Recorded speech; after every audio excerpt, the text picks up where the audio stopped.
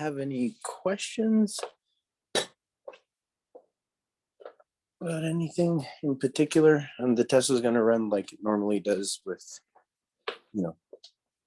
the 3 questions. And my plan was to actually do one of his tests, like work through one of his old tests, like do the 3 questions on the test. But, we just can't do that without knowing what we're talking about, because then we'll do those questions and be like, well, why did you answer that way? Why did you answer that way? So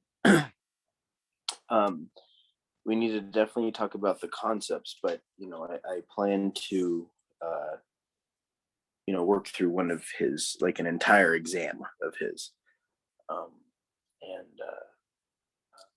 So, again, have a feel, the question, he writes these questions like, right before the test, so he tries to get a feel for the class, and also to, it minimizes,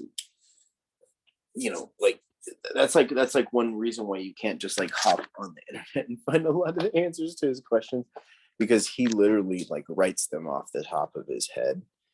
And so he does, he kind of does that, a couple days before the test, or, the day before the test. So he doesn't even know, I don't even know what's going to be actually on the test.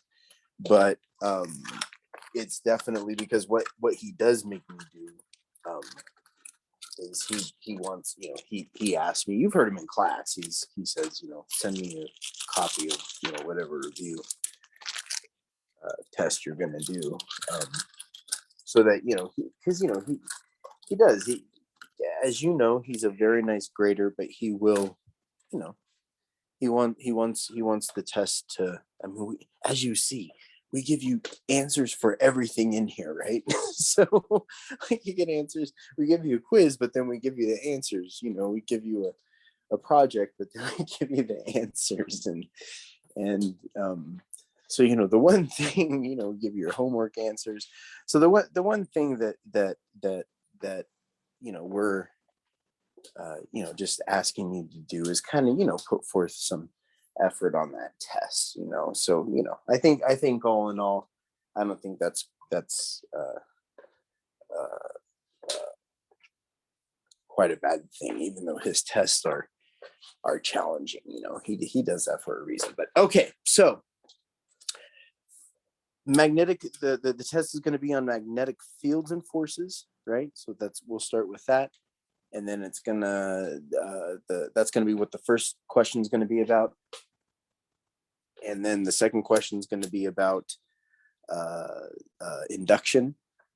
Okay, and again, in terms of right hand rules, these are all going to be in there. Like I don't need to name the right hand rules because it's going to be all of them. Okay, because you learned all 3 right hand rules, or 4, I guess, total, in the first chapter. It was just at the very, very end is where you learn the last 3. And so they're game for both, all 4 right hand rules are game for both, the first 2 questions. Okay, so keep that in mind. It's like, don't think like just the first one's just going to be doing one thing, and then so he might have you doing 2 or 3 right hand rules for each question. Okay, so that's what the first chapter is about. Second part is about induction, which we'll talk about, and that's literally that's all that chapter is about, is induction. Like so we'll that's what the second question on the test is going to be about, is induction. And then just like you saw in the first test, because the like in this case, the magnetic field, magnetic force question or chapter is before this chapter, he might incorporate some stuff from what would it be, chapter 19 into chapter 20 question. So the second question might have some stuff from chapter 19. I tell you this stuff because you're going to have your book with you, right? And when you're doing those questions, just don't sit and flip through one chapter is what I guess my big hint to you would be. Okay, like when you're trying to, like, you're like, oh, the second question has to do with the second chapter. Well, or, you know, in this case, it would be chapter 19. It does. That's like the you know, the main part of the question will be related to that, but that doesn't mean that, you know, chapter 19 won't, he can't ask you something from chapter 19 in that question. Okay, so and if he happens to, you know, or you're reading the question, you're like, man, I'm not finding anything in this section of the chapter that relates to this question. Maybe check back in chapter 19 and go, wait a minute, is this thing he's asking about in chapter 19? Okay, like, again, I'm just trying to help you on his tests. So anyway, I just want to make sure that we understand that. So let's get going. Oh, and then the last question, it'll stand alone. The final question, the third question on the test, will completely stand alone.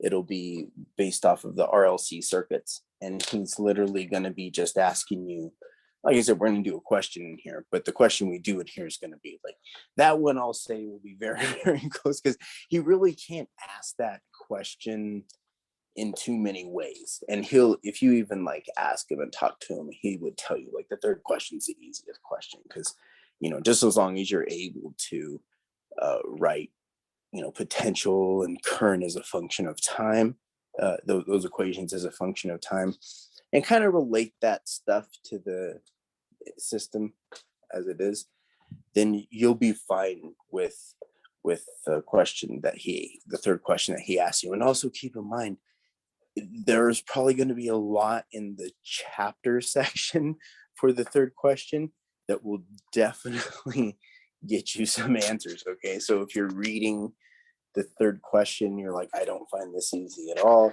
I don't understand what he's looking for, just like take a breath. But I'm telling you, that'll be the question. So when Dr. Asadi or I say easy, the question's easy, what in our head, what we're thinking is that you can find the answer in the book.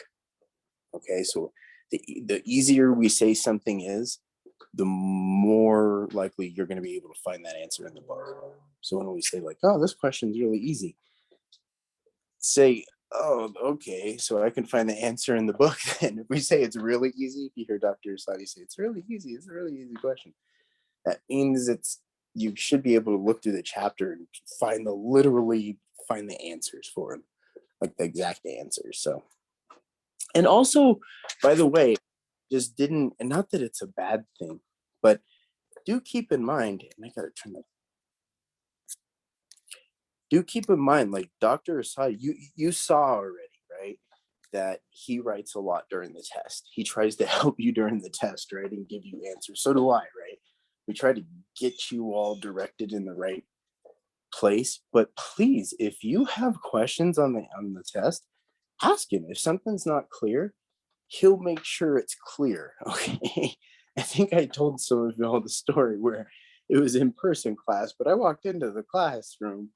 I had left for like 30 minutes and I came back. It was during the test. And he had one of the answers, not all the answers, but one of the answers to the test written on someone must have asked some question. And he ended up solving the thing.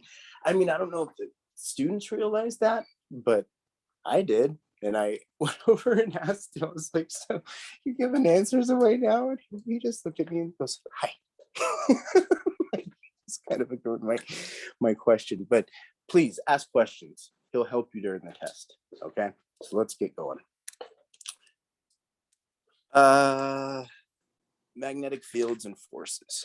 All right, so remember, Dr. Asadi was trying to tell you that, or not tell you, explain to you that these things, right, magnetic fields, forces, they're connected to electric fields and forces, right? That's what we're continuing to teach you about. They're actually, you know, like in you know, the first test you got tested on, like chapter 18 or chapter 17, the ones that we're talking about, like a moving charge. Well, that was current. Every time we talked about like a charge moving in an electric field, right, that's current. And every time that charge was moving in the electric field, it had a magnetic field, right? Because that's what it takes to have a magnetic field. Magnetic fields just come from moving charge, right? This is a very deep idea, but in terms of helping, the way that we need to use this idea to solve problems, sorry about that if that's loud, in terms of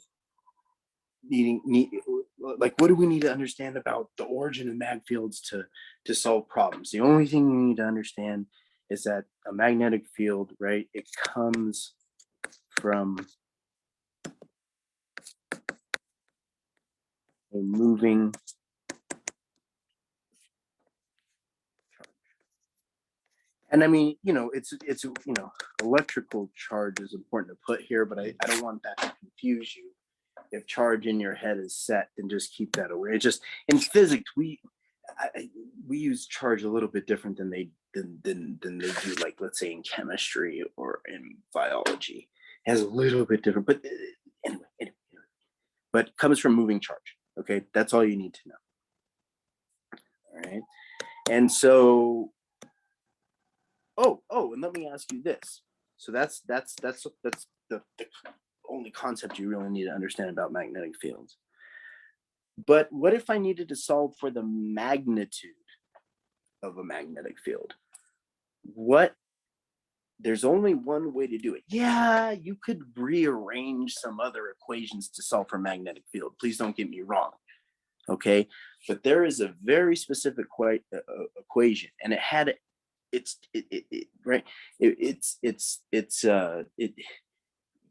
do I say this? Its equivalent is like Gauss's law, but that we don't call it Gauss's law. We have a different name for it. But if I need to solve for the magnetic field at a particular point because of a moving charge, and remember, moving charge, please make sure you have this in your head, okay? Because sometimes, when we say current, remember, current is just moving charge. That's all it is. Even if I have one positive charge and it's moving this way, that's current. Okay, current doesn't need to be like, I got to have a bunch of positive charges all moving to the left. That's not the definition of current. Definition of current, right, is just, how much charge is moving for a certain amount of time. That's it. So if I have one charge and that thing's moving, that's considered current.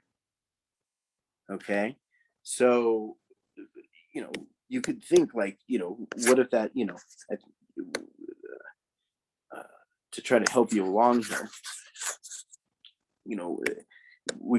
since we consider current, we say, like when a current moves through a wire, it has a magnetic field, right? That's something that you have learned about in this chapter. Right? So how would I solve for the value of that magnet? Like, if I needed the magnetic field, like at this,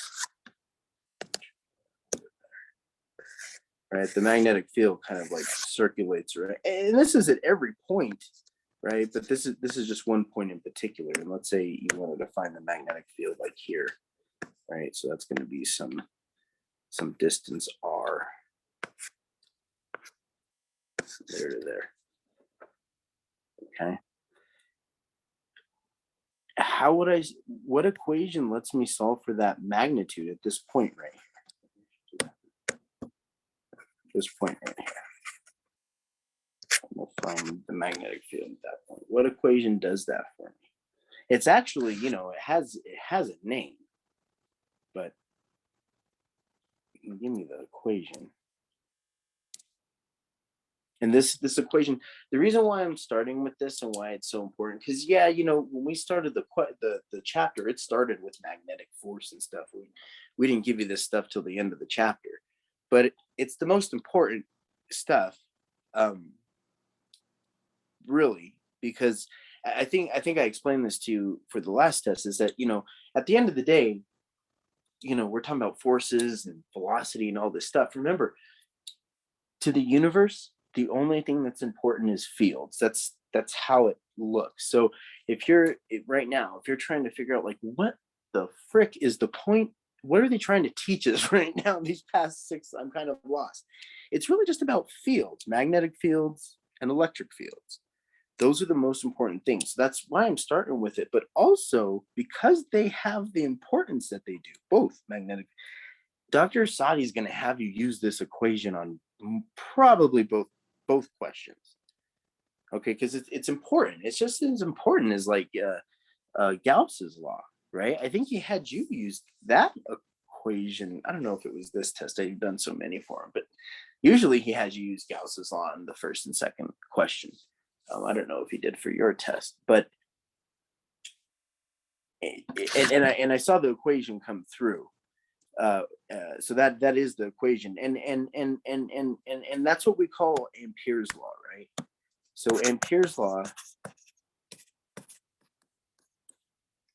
I mean, it has words to it or whatever, but the idea is it's based off of this circular. We when we were talking about flux for electric fields, right?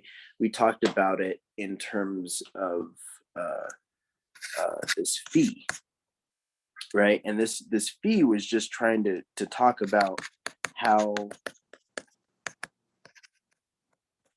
the electric field like permeated space from some specific source. Okay, that's what it was trying to look at. But for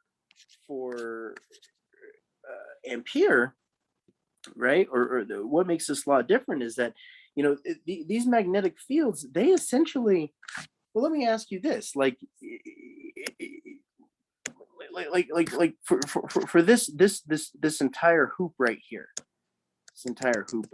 that we have, let's say this one, the very outer one, does it have like net flux? Is there net flux at any point?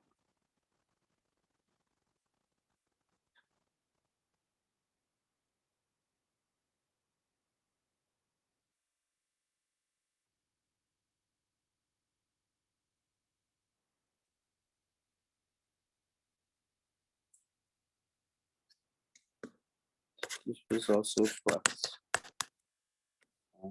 Flux would be like we're able to like go over to that phi is flux, right? And it was also what we called they're trying to look at how anyway, and that flux, right? Electric field times area, right? That would be like we're able to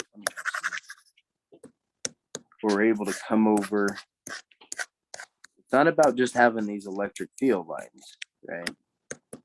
But it's about being able to like say, okay, in this section right here where there's 2 electric field lines, like that's like getting the flux. So the flux has to do with some defined area, right? And in this case, in this area right here, it's kind of hard to see. Maybe I can change where I have it drawn. But as you can see, the flux,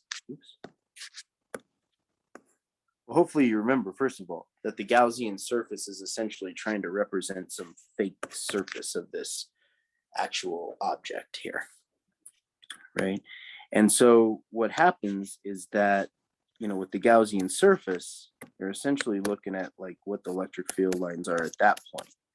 So when I put some area there, there's not, we're looking at the electric field lines coming out from that point. And so there's some sort of net flux because of that reason, because those electric field lines, what don't they ever do? They'll never like, there's too much.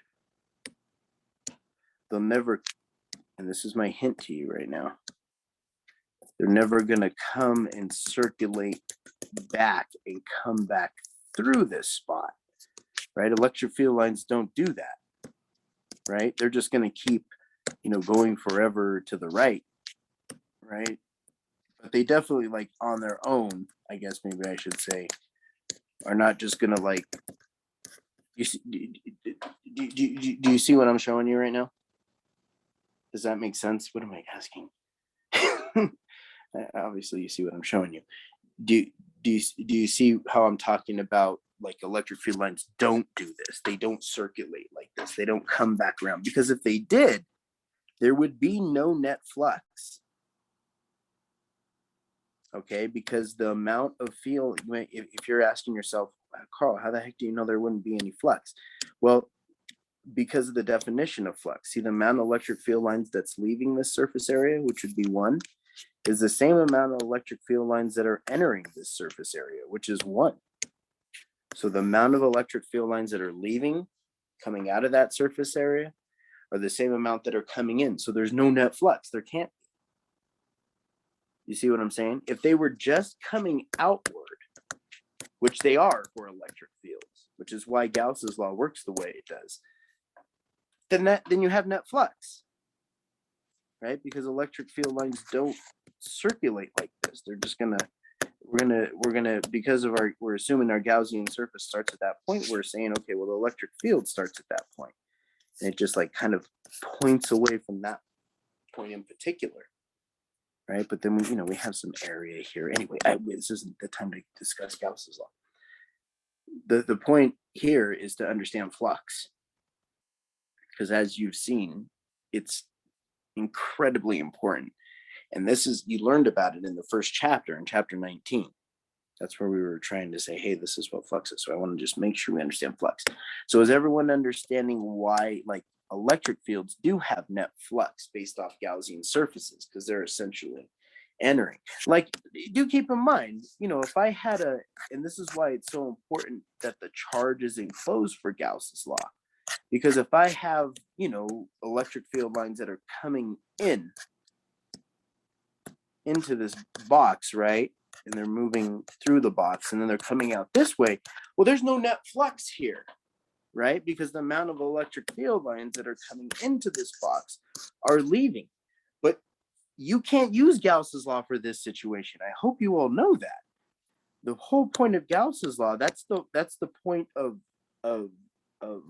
this equation, is that,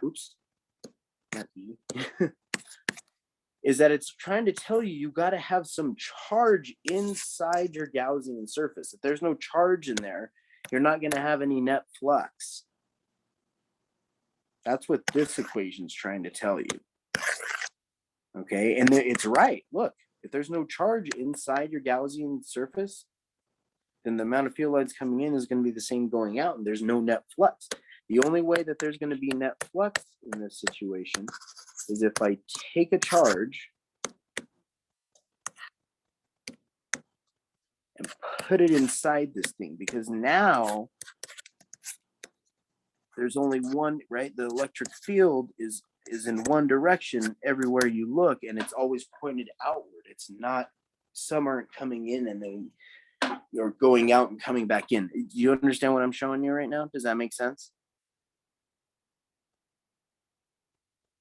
So this is why there's net flux for electric fields, okay?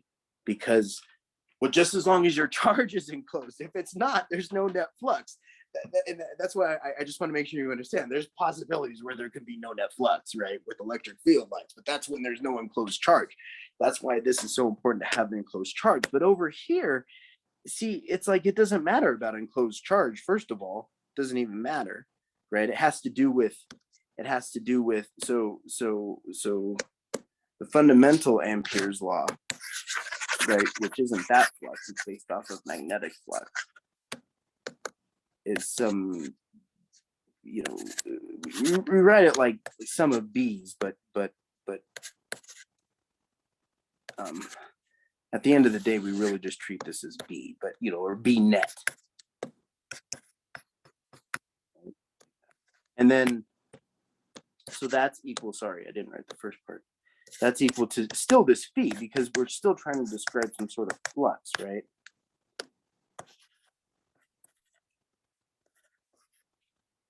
And so one way to describe the flux is in terms of the magnetic field, where this delta L, okay, if I were to take this magnetic field line right here, this outer one, that circular one, and let's say I brought it over here,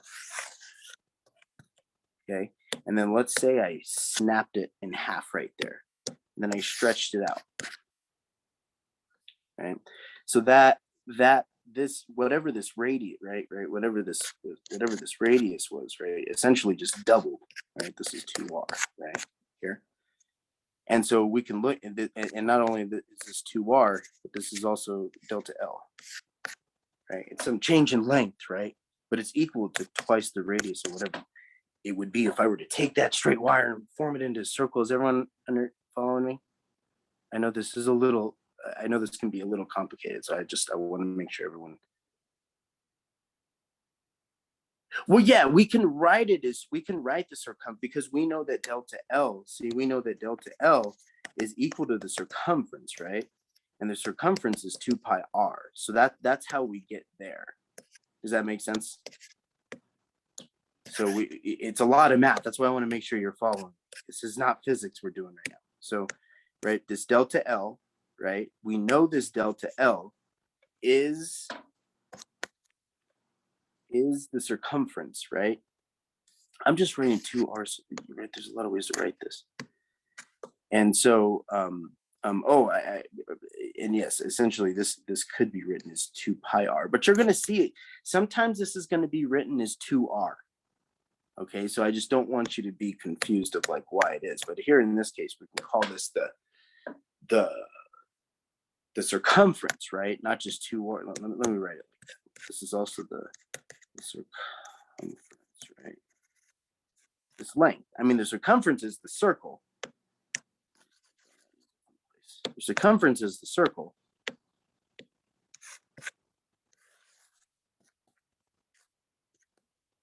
Right? But it's also 2r. It's also delta L. Do you see what I'm trying to show you? It's like essentially all three of these things. Do you see what I'm showing you right now?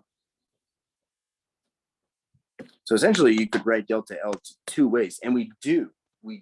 That's what you should be hyper aware of. So make sure that, where the heck do I have it? Make sure that, you know, in your book, I know they have it. They're in the back. I don't think I need to locate these for you. They're always kept in the back of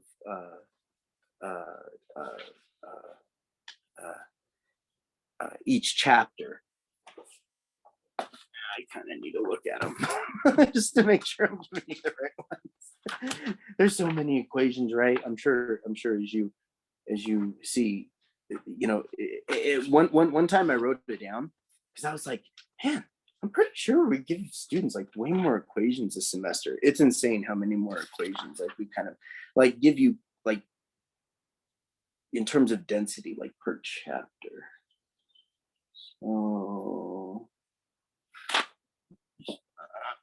giving it to me,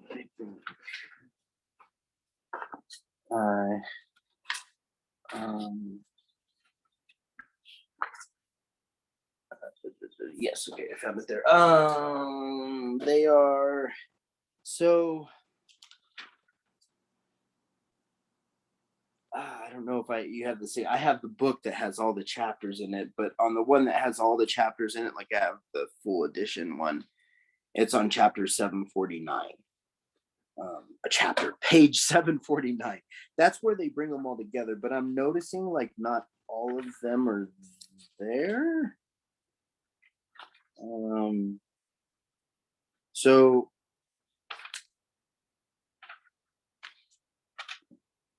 yeah, it doesn't look like they collected as many as I thought they. I mean, they give you the fundamentals and they give you the important ones. I'll say that in the back of the chapter. But there's another one for hoop that uses this 2R, and that's where that's going to be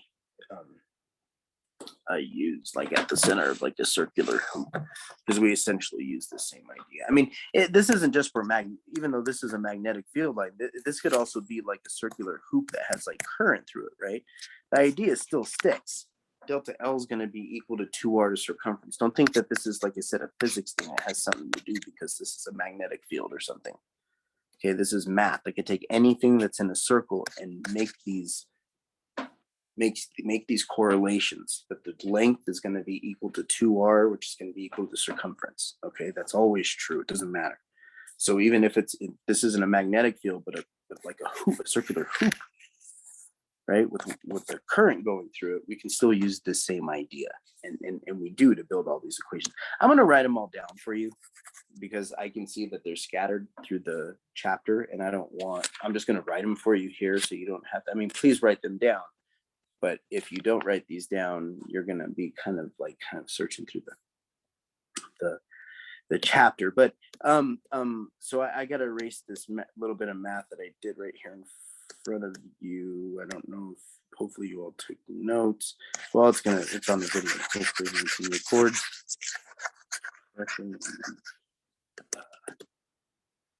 We'll just see that again. So that was a little mathematical discussion. Again, things get really mathy in this semester. I will say that. And anyway, I just don't want you to be confused, but I also got to be careful about not going too deep. It's just some things you don't need to know, but I want you to know because you're so smart and you deserve it. So the other type of flux is just like electric field had two types of flux, right? So this top one's essentially the equivalent of the EF, because we can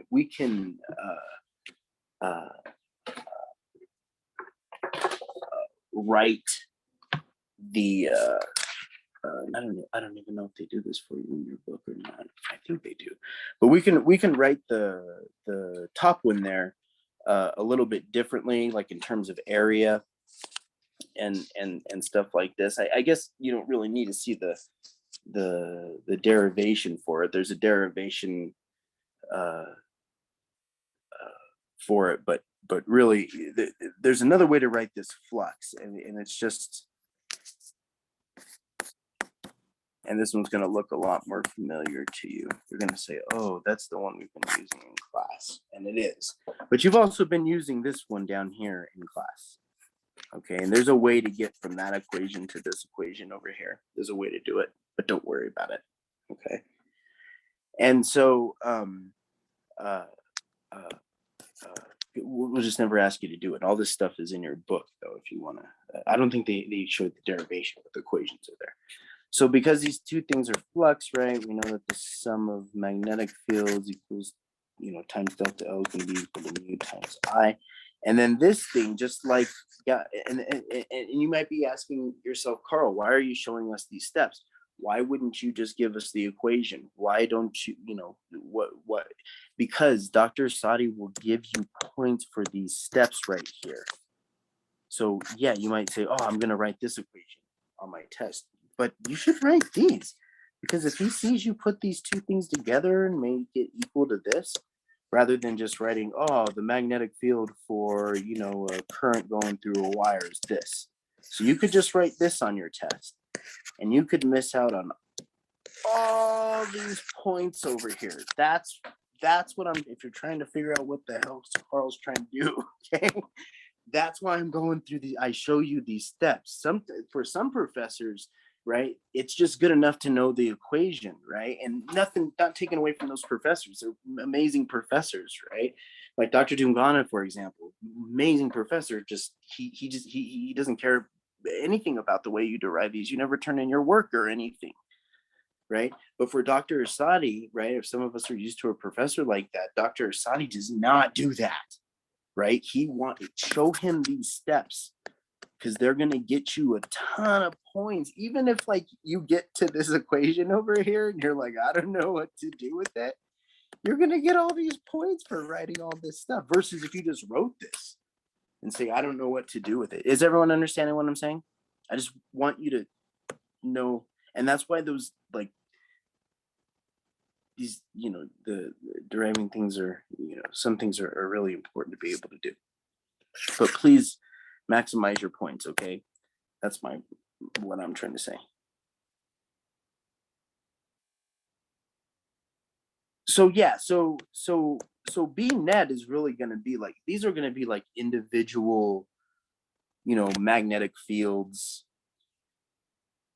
per current in a wire, right? That's one way to write this equation. The other way to write this equation, I'm just going to write them all right.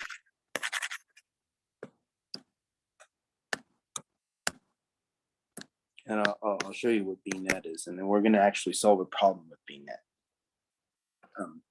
So for current in a wire, because these all mean something different. So if you're trying to find the magnetic field for, a current going through a wire, it's going to be this equation. I should say through a straight wire. When it goes through a circular wire, it's still a wire, right? This is when the wire is straight. This is the equation for that magnetic field for a straight wire. If it's for a hoop, right? Like let's say you have a hoop with a current going through it. This isn't a magnetic field. This is a current going through, just like one coil. There's just one coil.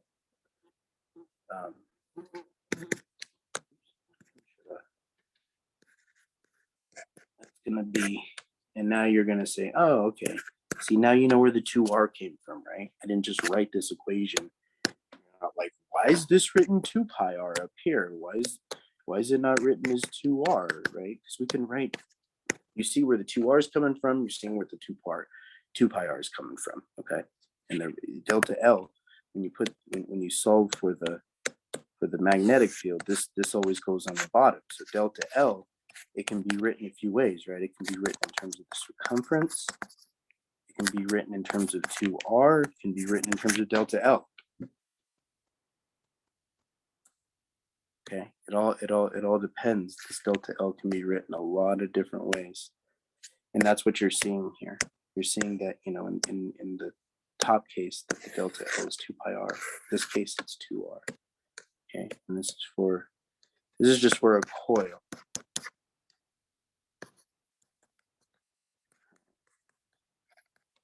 And then the magnetic field for a solenoid is essentially just a bunch of coils stacked on top of each other. This. Okay. Where n is the number of turns,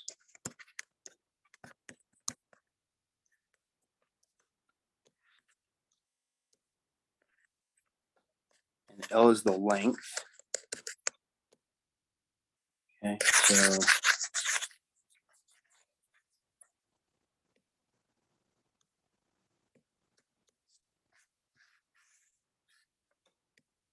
if I have a solenoid, then these out here, right, are the turns.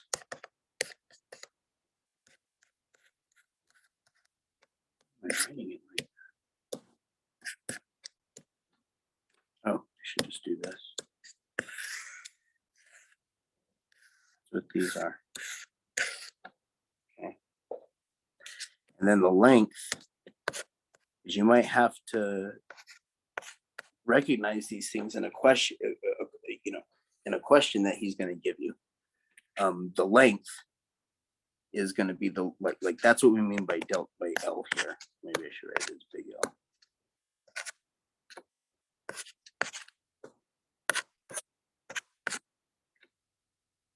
Does that make sense? Everyone understand the variables in this equation? Okay, awesome. And then this is, I got to erase all that stuff because well, maybe I can label it. This is for a solenoid, right? Solenoid.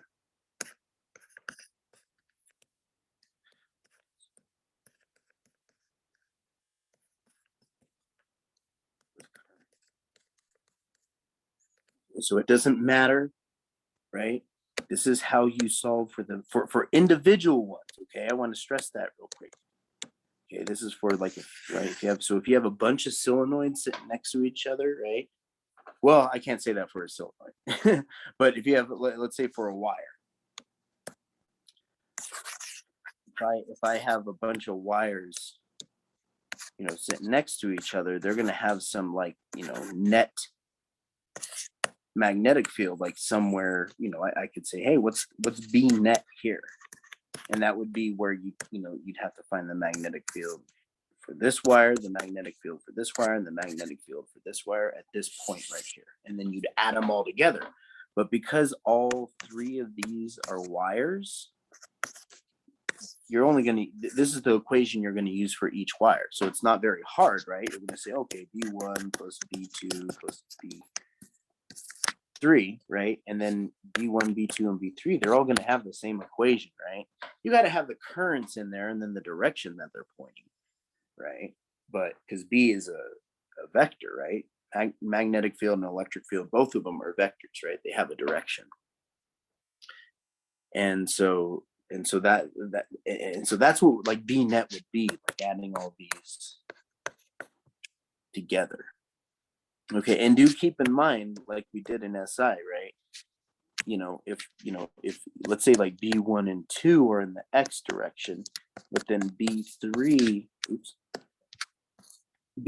is in the Z direction, then what is that? How do I add these two? I just can't directly add them. How would I add these two things?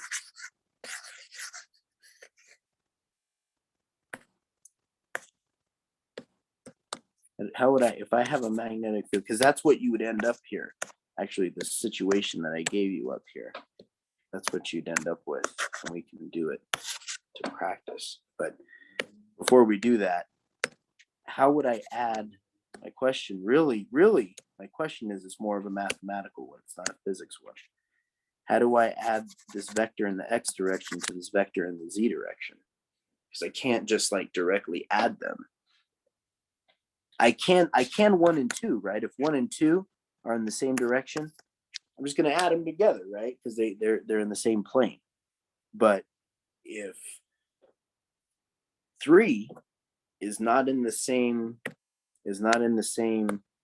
plane, right? We'll call this I3, I1, and I2. Then we can't just directly add them. Yeah, we got to use, that's Pythagorean Theorem, right? So we all, you've done it. You got to remember that, and remember that because magnetic field's a vector, right? It's a vector. That means that you cannot just directly add them together. They're not just scalar numbers. You just can't add them, right? Like potential is a scalar number. We can get all the potentials from an electric field and just add them together and not care about the direction. But if we wanted to add the electric fields at that point, we'd have to look at direction. That's the beauty of potential, because we can just find the potential, add them all together because we're not worried about direction, and then still find the electric field at that point. That's why potential is such a beautiful thing to have as a tool. But with these magnetic fields, and it was true even with electric fields, if they're not pointing in the same direction, or what I should say, if they're not in the same plane, then you have to use Pythagorean theorem, right? And if I wanted to add these, I'd have to say, okay, well, B net is actually going to be equal to, the square root of B12 squared plus the square root, right, of B3, right, squared, right? That's what you'd have to do to add these. You couldn't just add them. And please keep this in mind, because I 1000% promise you, he's probably going to have you do something like this, okay? Like find the magnetic field at a certain point because of wires. Now for coils and solenoids, there's a concept, there's a reason why you're not going to be able to find the magnetic field a certain distance. You're only going to be able to find it on the inside, okay? And again, it's a concept, but just what I can say, just to save time here, is that whether it's a coil, or it's well,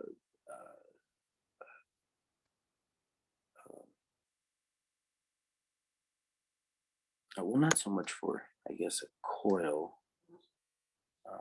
Well, yeah. What am I saying? Yes, for a coil, and for a solenoid. My stupid brain work today. The magnetic fields in the center are just going to be, well, this one's based off of the rate, right? How big the radius is, this R, right? But the magnetic field lines right in the center are going to be like, the same magnitude essentially. They're somewhat constant, is what we say. If let's say like the current is going this way, the magnetic field in this case would be pointed upward because of that current. But we'd only be able to find it like somewhere here in this. My point is that this is getting you somewhere in the center of this coil. Do you see that? But since it's constant, we use the radius. We use the radius as a guide, as to get that. It has to do with mathematics, but that radius is going to determine that magnetic field, but it's going to be the same everywhere inside there, including at its center, right? But all of that is essentially the center of it. And that's also true for solenoids. So if I have a current going through a solenoid like this, then the magnetic field would end up being downward.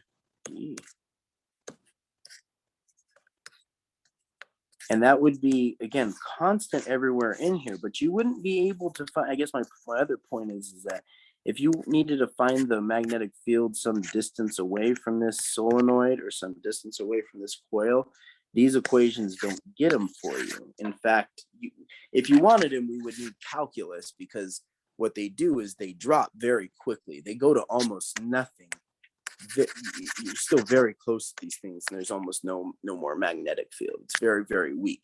You can see it, believe it or not, you can see it in the picture.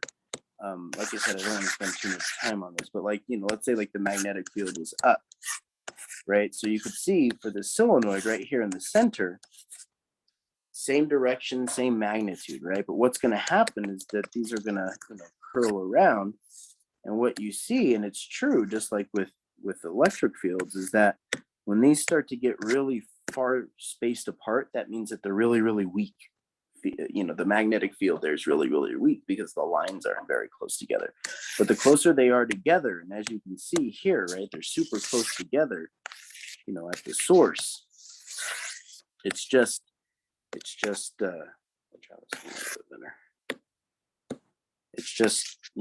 just far away where they get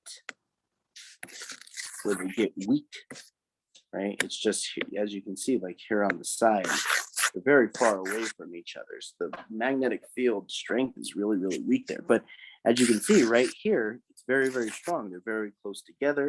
And that's true all the way through. This magnetic field, it's remember, it circulates. So it's also like this right in the center, right? And so because of this, these equations don't let you solve for the magnetic, and you'll never need to. You'll never need to, just so you know. But I want you to know that these equations that we're talking about right now, they don't solve for some distance r away from this solenoid. Okay, they're only solving for this magnetic field in the center of it. That's constant at anywhere, as long, and that's where the equation comes in and why it has the length. So the length of the solenoid, right? That's how long that constant magnetic field is going to be in it. Does that make sense what I'm saying?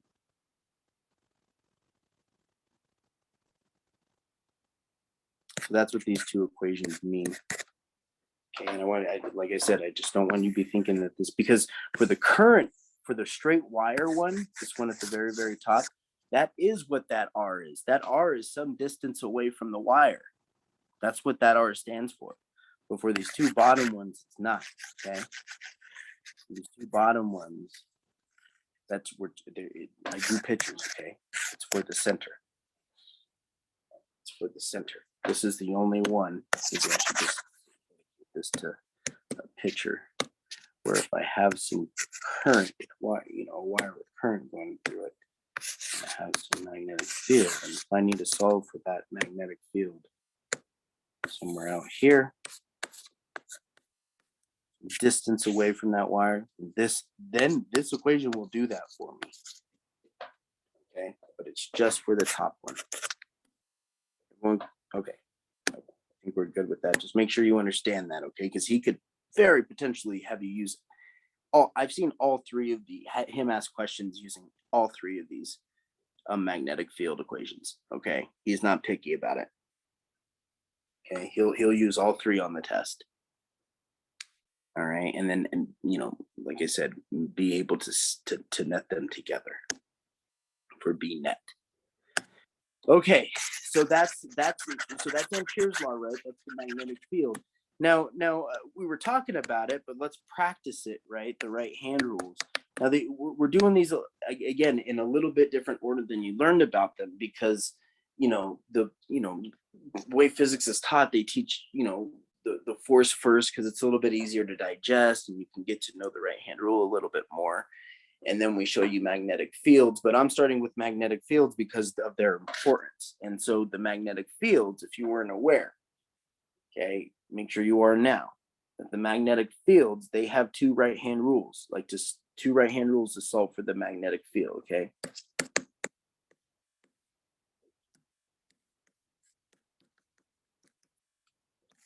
And please, I can't stress this enough.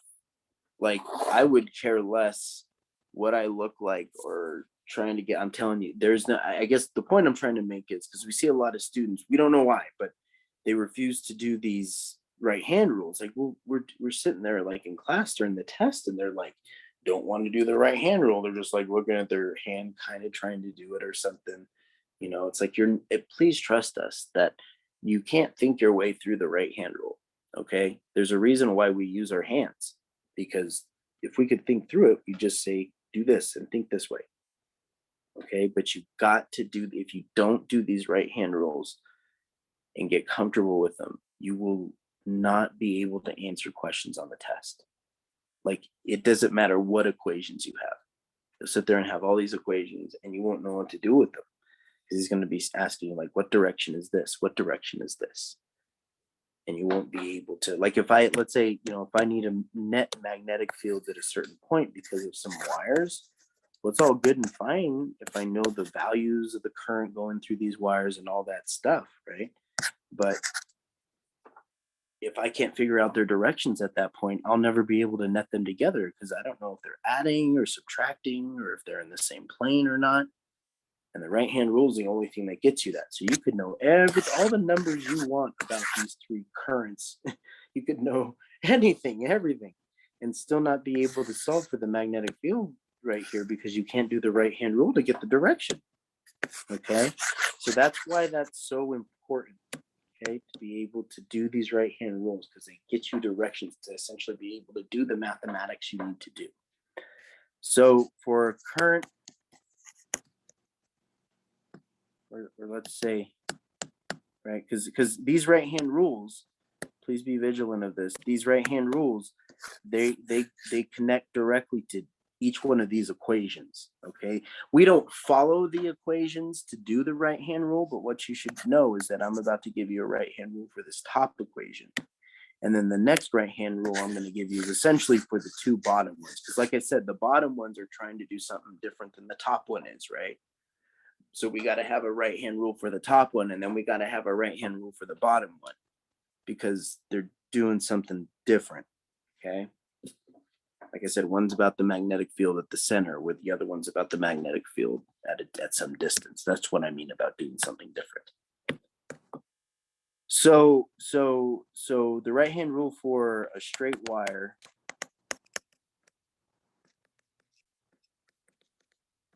current, you got to have these labeled. Okay, is you put fingers in direction of current, and then you're going to curl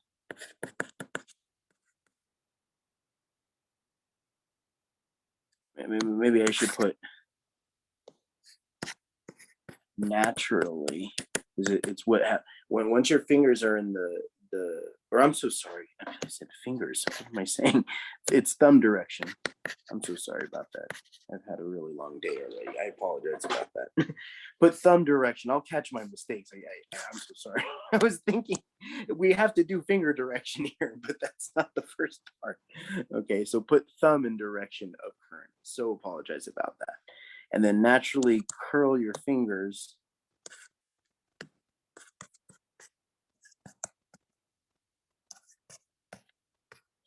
and we say around the wire, even though you can't physically do it, right? If I have a wire here, with current going through it, I'm going to put my thumb in the direction of current. In this case, it's up, right? So my thumb is going to point in the same direction as current. And then when my thumb's up, I'm going to curl my fingers around this thing, right? So my fingers are going to go inward on this side with my, and my thumb's pointing up. And then it's going to go to the right if my thumb's still pointed up, I'm going to have to curl my fingers to the left and back, and then towards me on the side, and then to the right and front, right? So this is now these are really, magnetic field has a 360-degree direction, okay? And there is a way to get it. Like if you're looking at the circular magnetic field, right, you always do the tangent right there. That's the direction of the magnetic field at that particular point, right there. That's the magnetic field. It's whatever the tangent is. Okay, and we can see that if we do the tangent,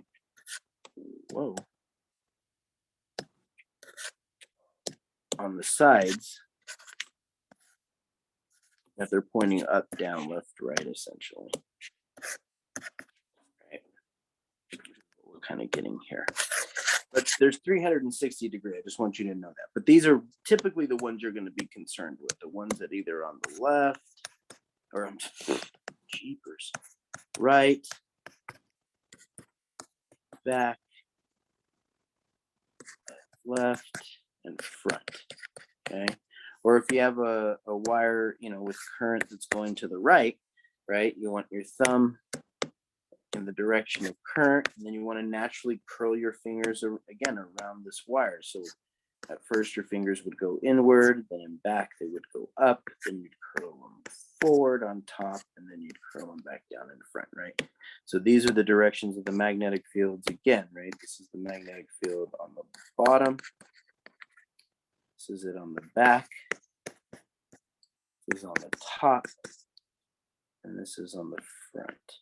I won't be able to fit that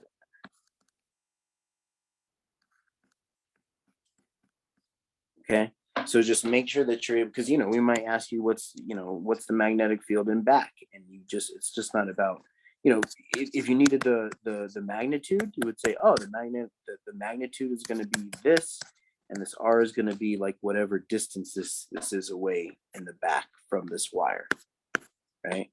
But if you needed direction, the only way to get it is with this right hand rule, and you would see that in the back it's pointed up, right? So you only get part of the answer with the equation. You've got to get the right, because since it's a vector, it has to have a direction as part of its answer. And the only way to get that answer is by doing this right hand rule. Everyone cool with this?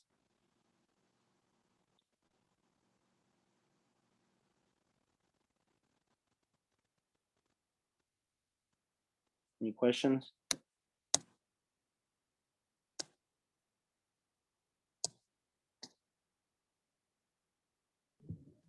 So when you're looking at to know which one's the top and bottom, obviously that's kind of obvious, but the front and back, is it just closer to you is front and then further away from you is back? Absolutely. And what you can do, see, this is the bummer about us not being in person. And trust me, I've tried this on camera. You can't see it on camera. You literally have to be able to see me 3-dimensionally. But watch as you curl your fingers, like for this one over here, put your thumb to the right, and then stick your fingers straight up, like perpendicular to your thumb. And there you can see that's going to be in back. And it's like, well, how do I know that's in back? Because that doesn't look like it's in back. Well, curl your fingers, because on top they're going to come towards you, right? And then if you continue to curl them, eventually the top's going to start to curl down in front of you. And then you can kind of look at your hand, look at the side of it, and you see the 3-dimensionality to it is what you do. And you see, oh, okay, the palm of my hand is essentially, like holding the pen, but the palm of my hand, right, which started as pointing up, that's essentially the magnetic field in back. From my knuckle to my bottom knuckle to the first knuckle on my middle finger, right, let's say, is going to be the direction on top. And then I see from my first knuckle to the bottom of my finger is going to be the direction in front, which is down. Do you see what I'm saying right now? Does that make sense? And you can see it. Awesome. Because that's what you want to do, is be able to see it. And then you can curl it. It's kind of hard to curl to see the dimensionality curling up, but you can, and you're getting the hang of it. So yes, very important though. Okay, very important, very important. Okay, so that's one of the right-hand rules. I got to erase this because I wish they didn't limit me, and I do have OneNote that I can open as well to continue doing things, because I don't want to lose much here. But I mean, we've practiced this, and it's going to be on the recording, so you'll be able to come back and see it. We're going to do it a lot today still. Like I said, we're just talking about these things so we can do the questions on the test here. That I'm about to, those of you who showed up here, we're where we're trying to get, and we should be able to get there, is we're going to actually work on do a whole Dr. Asadi test, but we got to talk about all the stuff. You gotta, whether we look at the test and talk about them or talk about them before the test, we're gonna have to do it. And it's best if we can just focus on the question at the end. So I want you to have all the concepts in your head before we do that. So this is the right-hand rule for the for a straight wire with current. Okay, and then for, again, it's either one, coil or the solenoid, because as we saw, they work the same way, right? They're working the same way. You're gonna curl, it's opposite the top one. You're gonna curl fingers in direction of current,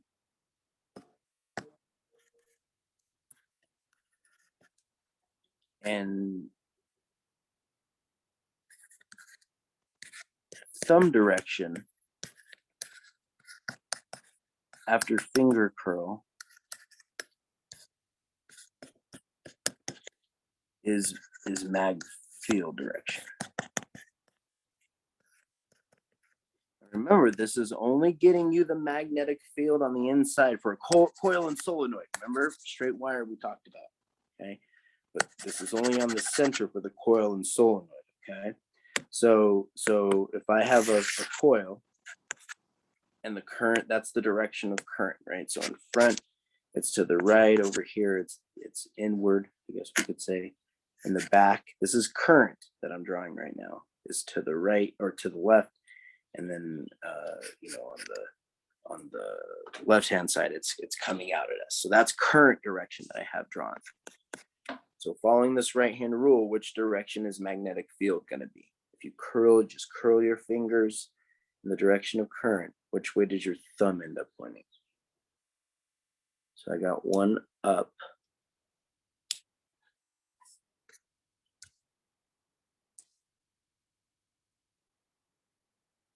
Curl your finger, and what I would do is start with your thumb for all these right-hand rules.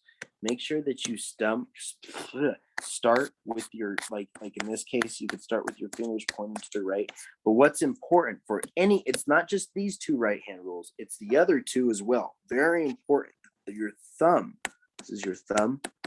Make sure that your thumb is perpendicular always, all throughout the time you're doing the right-hand rule, to your pointer finger. Okay, keep it perpendicular. Even when you curl your fingers, your thumb can still stay perpendicular to your pointer finger. Okay, so always start with your thumb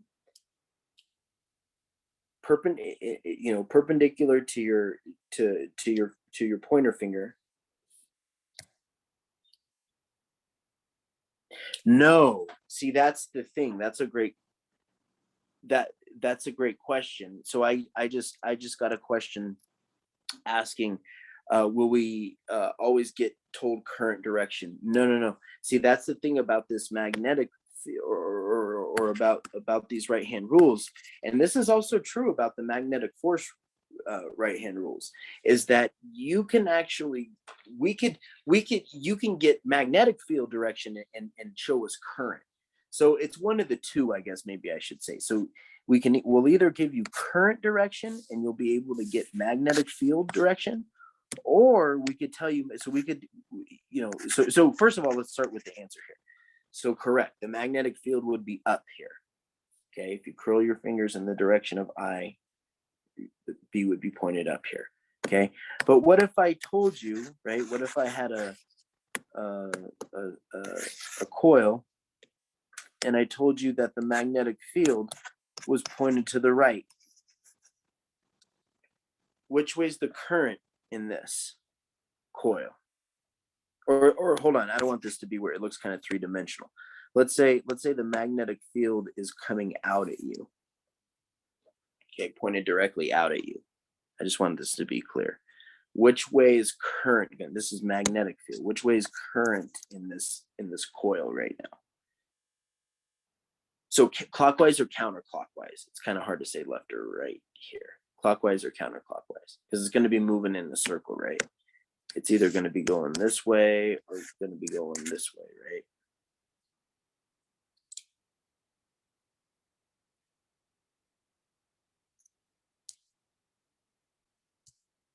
Good. Counter. Whoa.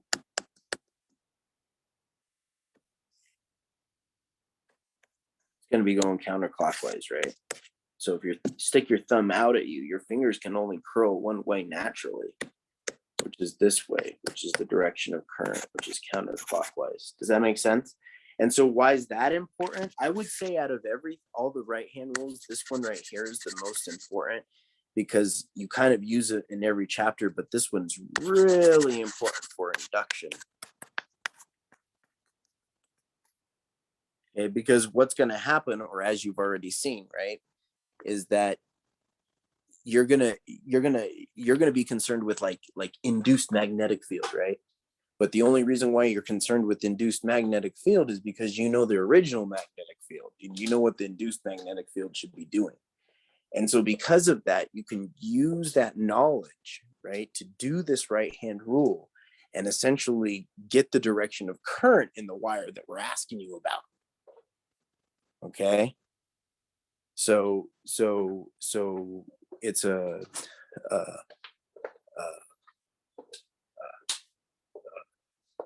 kind of a important right-hand rule. Okay. All right. So and like I said, we're gonna practice this a lot, but just here I'll give you one more.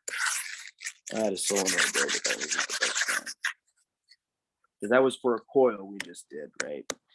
So and I'm gonna kind of ask you kind of a complicated question, more of a complicated question here. But step by step, so don't,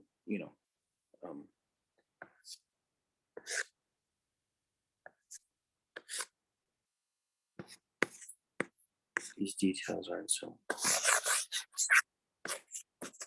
Anyway, so let's say I have this solenoid over, where the solenoid on the left hand side, where the current in front is to the left, and the current in back is to the right. Like that's how it's moving. So which way is the magnetic field for this solenoid on this side? What direction is it?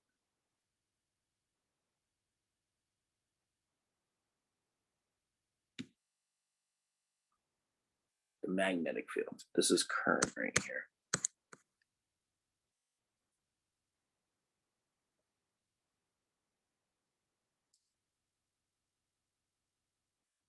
Okay. Down. Good job. Good job. Down. Perfect. I love it. All right. So that's gonna, if this is I1, we'll say that this is B1. Okay. But what is, because this could be something we ask you, because this is an this can be an induction question essentially. Is what's the direction of the magnetic field on this side? Like how would this magnetic field, this B1, be interacting with this coil on the right hand side? What direction will the magnetic field be, up or down?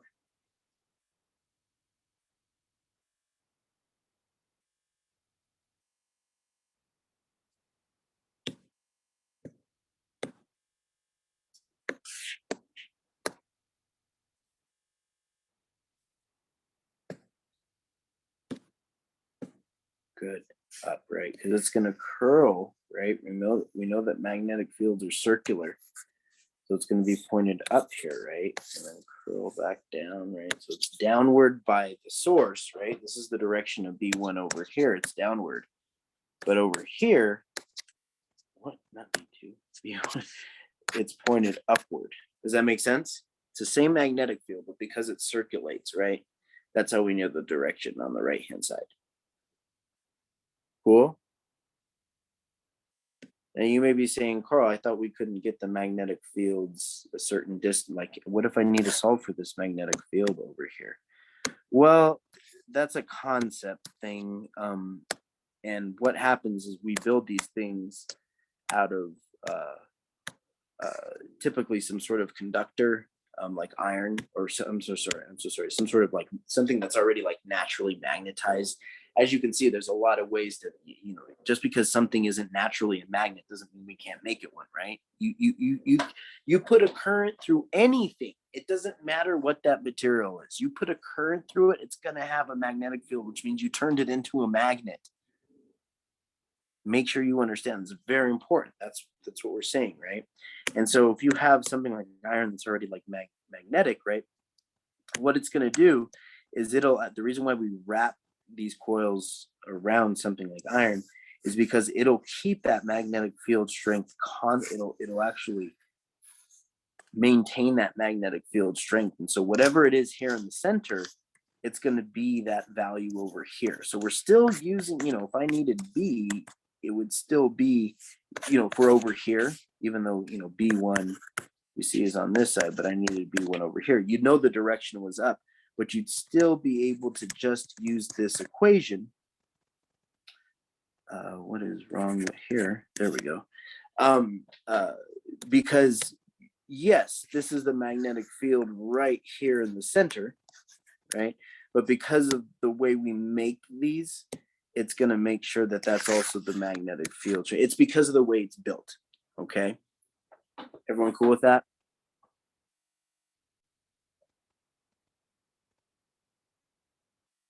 But only for this type of situation, okay? If this thing wasn't there, that's not true, okay? And then more than likely, if that thing's not there, then we could still give you a coil like this, but then what we would do is we would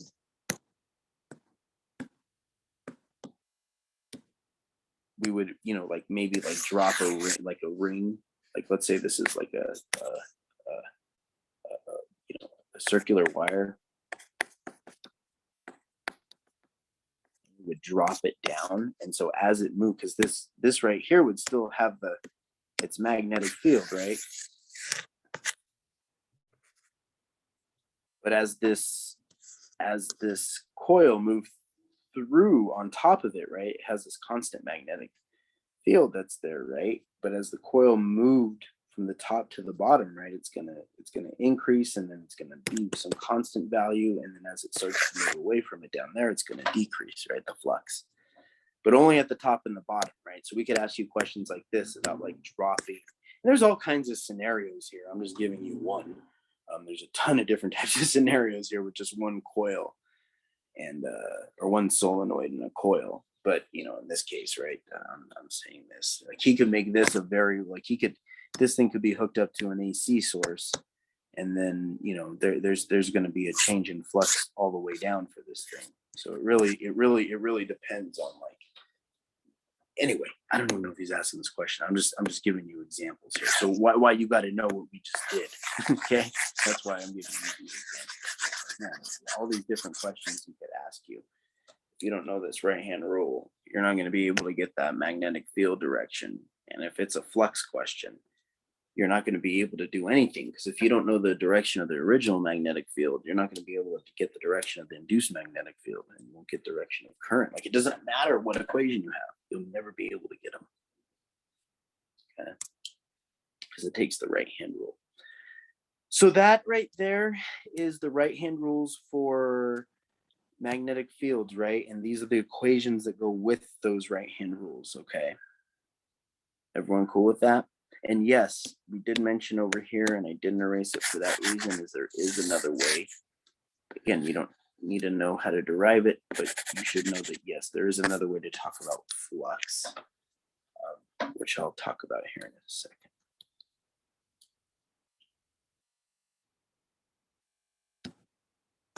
All right. Magnetic force. So you know these two equations, right? But what makes them different? Who can tell me? They're both for magnetic force, but what makes them so specific? One of them is magnetic force on something versus something else.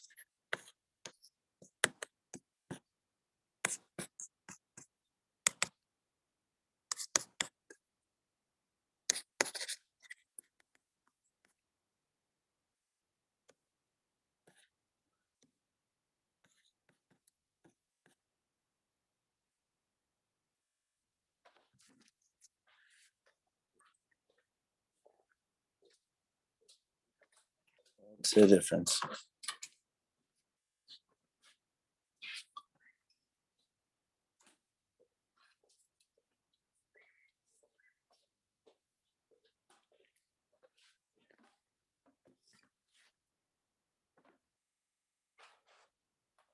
Okay, that's true. The one on the right doesn't depend on charge, but more fundamentally, like one of them's trying to describe something versus the other.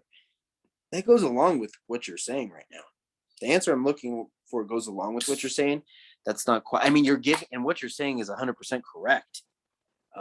That's just not quite what I was asking for. Like, what is the equation on the left solve for versus the equation on the right?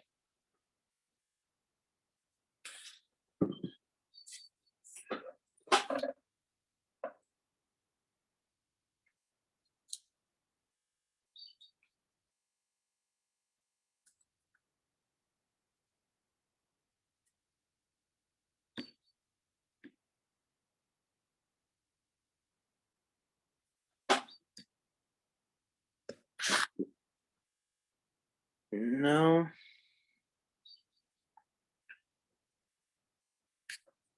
So the one on the left, right, is the magnetic force on a point charge. And the one on the right is magnetic force on a wire with current. Okay, that's the difference between them. And you can use both of these equations both of these equations and both of these right-hand rules in the same problem. It's not like, oh, if I'm using the one on the left, the one on the right isn't, I'm not going to use that. No. Nope. You can use both of these, and because it depends, right? It depends on what are you asking the magnetic force on, right? That's why I'm explaining this to you. Right? Magnetic force on a point charge, right? What are you trying to, like in induction, at first you're trying to describe the magnetic force on a point charge. You're not trying to describe the magnetic force on a current. There isn't a current there until there's an induced EMF. And that induced EMF comes from the magnetic force on the charge in the conductor, which is the magnetic, which is the right-hand rule and equation on the left. But once there's an induced current, now you have the equation on the right, right? Same problem, right? So to induce the EMF, it took the left right-hand rule. And then to look at what the current's doing once it's going in the system, the induced current, you got to use the one on the right. Does that make sense what I'm saying?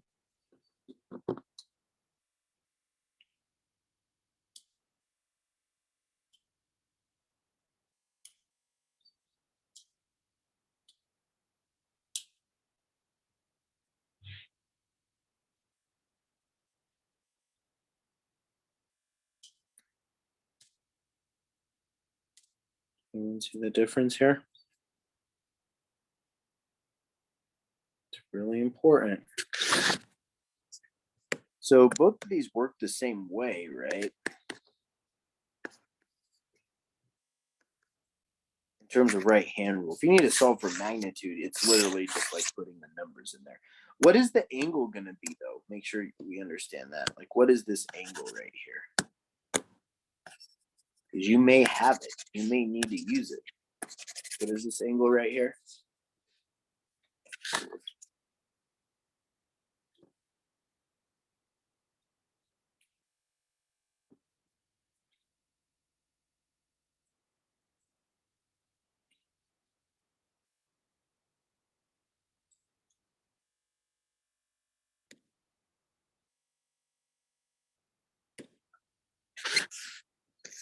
It's the angle between what? This is why it's important to know what like a cross product is. Because no matter what equation we give you for the cross product, you'll know what that angle is. V and B, but it's also between what? L and B. Right? So it depends on what equation you're talking about, right? So the angle, this angle over here is the angle between, and what's V here? We shouldn't just call it V. What's V here?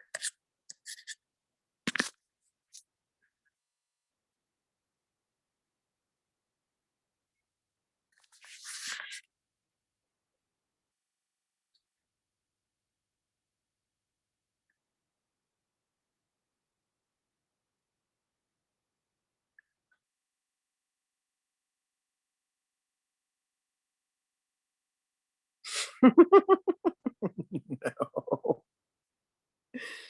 I mean, it's a vector, but I mean, that's not what V stands for here.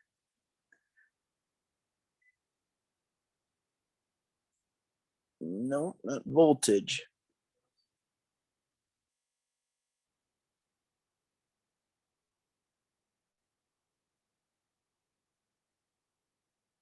Yes, velocity. What kind of velocity?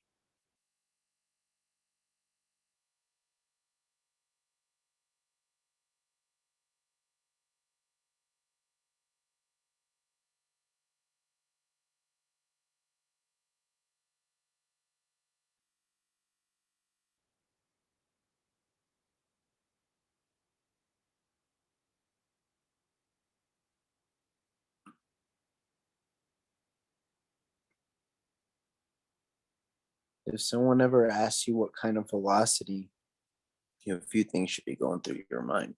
Instantaneous velocity, change in velocity, average velocity, tangential velocity. Which one is it? Not really. You can't. I mean, you might be able to say final and initial, but that's never that's only after like mathematics has occurred, right? But if you're asked to specify different velocities up to this point right now in physics, well, really, you learned about them all in physics 1, right? You learned about instantaneous velocity, change in velocity, average velocity, tangential velocity, right? You learned about all 4 of those. And those are the things that should be going through your head. And someone asks you, like, what type of velocity is this? And it's instantaneous velocity. And it's the instantaneous velocity of the charge, right? And that's why we tell you that that's the direction. The reason why we tell you V is the direction the charge is moving is because it's the instantaneous velocity, right? The average velocity wouldn't tell you that. And the change in velocity definitely wouldn't tell you that. The only thing that's going to tell you the direction the charge is moving at any specific moment is the instantaneous velocity. So you should know that the instantaneous velocity is the one that's being used in that equation, because we're trying to figure out, you know, we're using the direction that the charge is moving in the right-hand rule, right? We know that that V right there, which is the velocity, instantaneous velocity of the charge, right? We know that that's our hand direction, right? Or I guess what we say, finger direction. B is going to be palm direction, and FB is going to be thumb direction, after these 2 things are in the correct order. It's the same thing with this right-hand rule over here, where this is the length of the wire. Oh, what am I doing? This is your finger direction.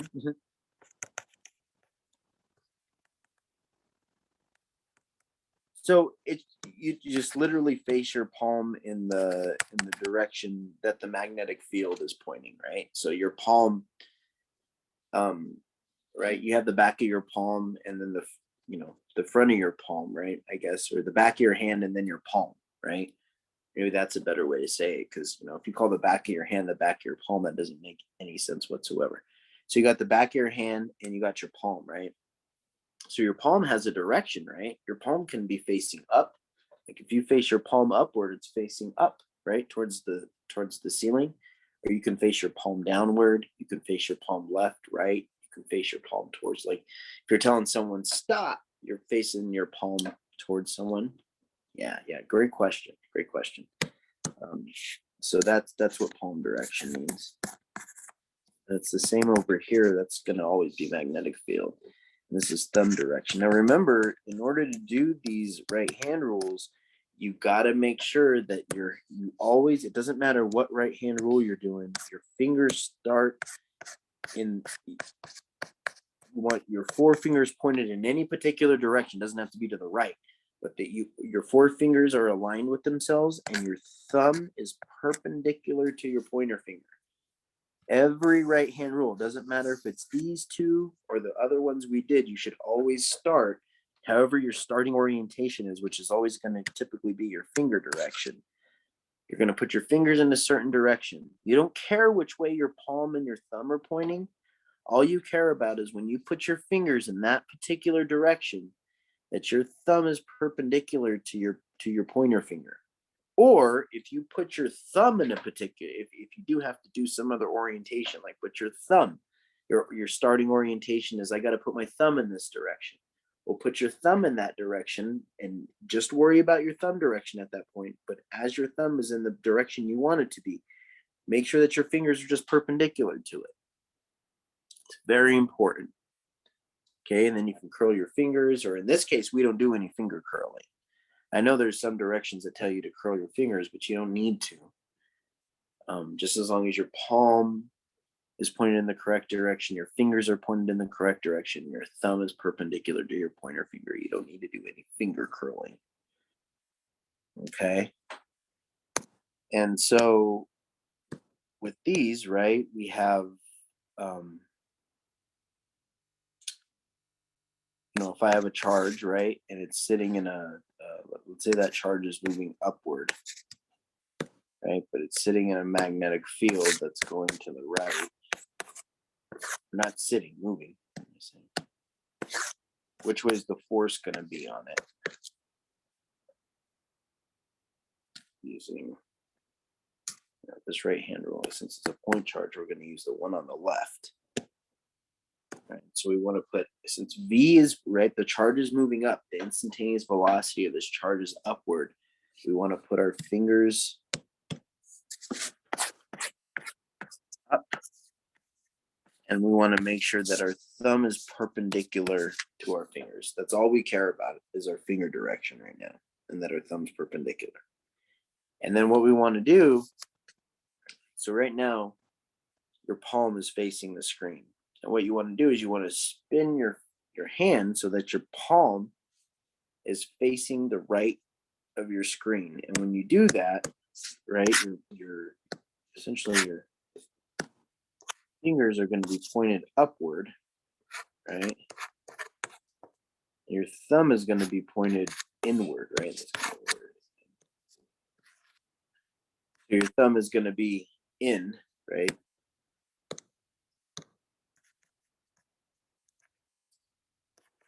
Current here, or not current. Well, it is current, but we're just calling it Q right now is moving up. V is up. And that's the direction that your finger should be. And your palm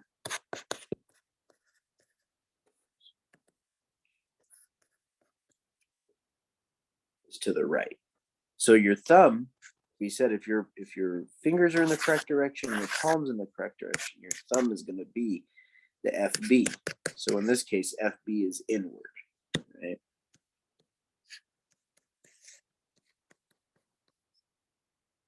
So the force on this charge is inward, which would mean this charge would start to turn into the page, right?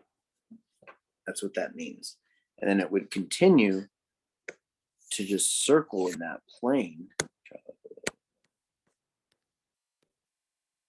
Right? It would just, that magnetic field, if it's everywhere and stays constant everywhere, it's just going to stay and just continue to move in a circle in that particular plane right there. Just sit there and go, woo, woo, woo, just spin in a circle till they take away the magnetic field or something like this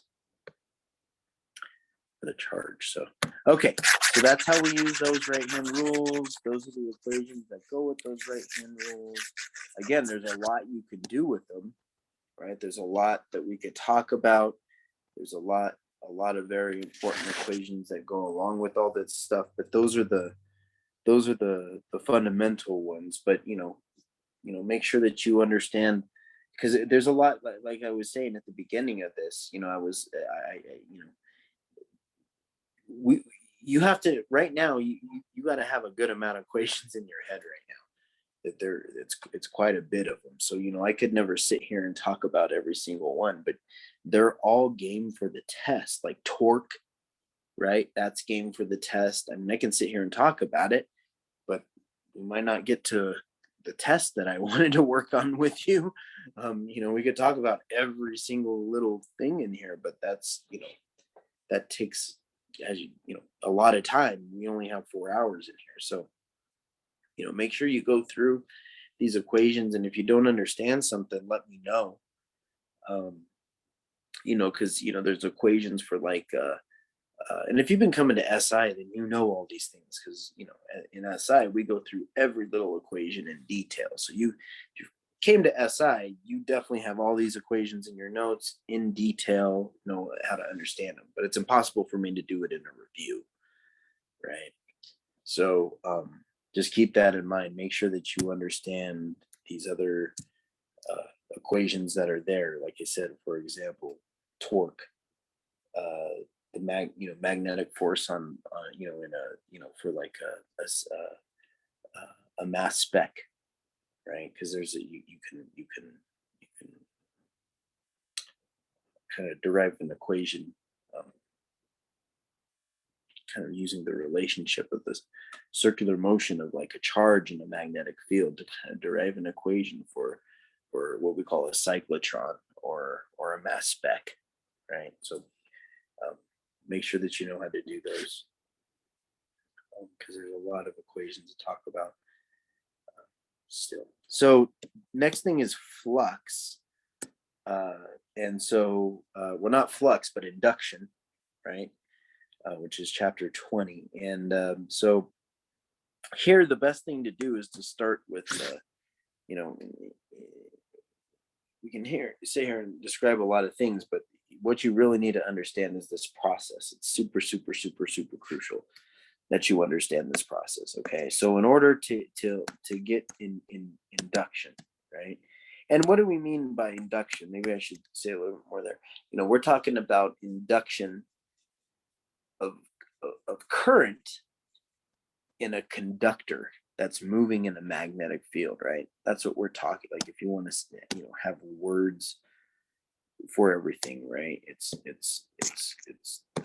this is induction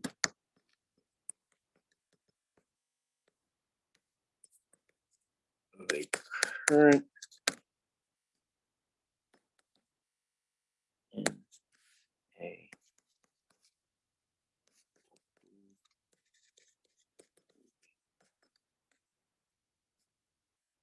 or maybe instead of moving, because there's a lot of different ways. Maybe I shouldn't say it like that. Induction of a current in a conductor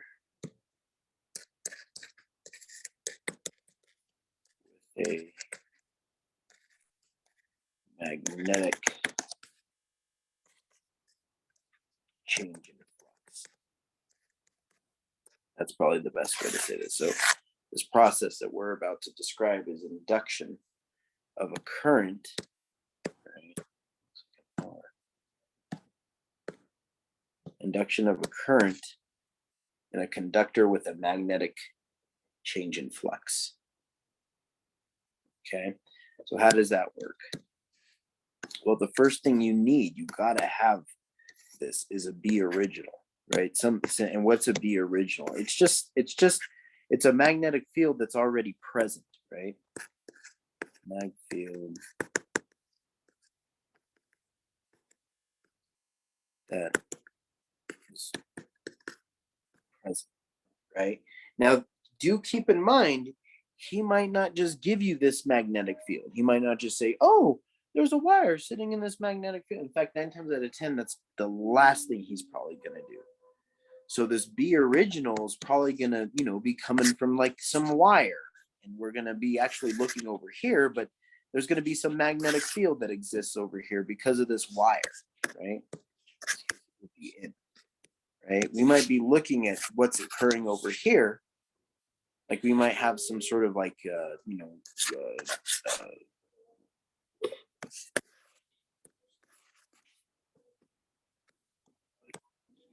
a square coil, and it might be moving through a magnetic field over here. So we're pulling that coil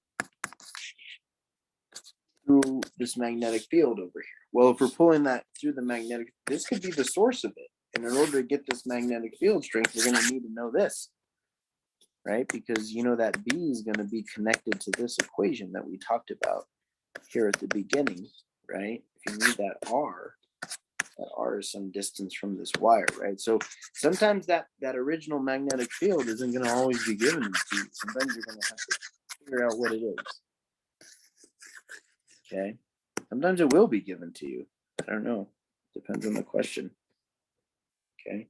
But the point is that in order for induction to occur, you have to have some magnetic field that's already present. Okay. And then the next thing you got to do is that you got to add a conductor,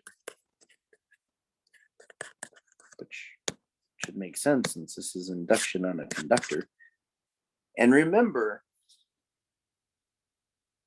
you know a lot of things about conductors, okay? And there's a reason why we use conductors here. Because first of all, if we're trying to get a current through something, would it be smarter to use a conductor or an insulator? Because those are your only two choices. If I wanted to develop a current in something, am I smarter trying to do it? Is it going to be easier inside a conductor or an insulator?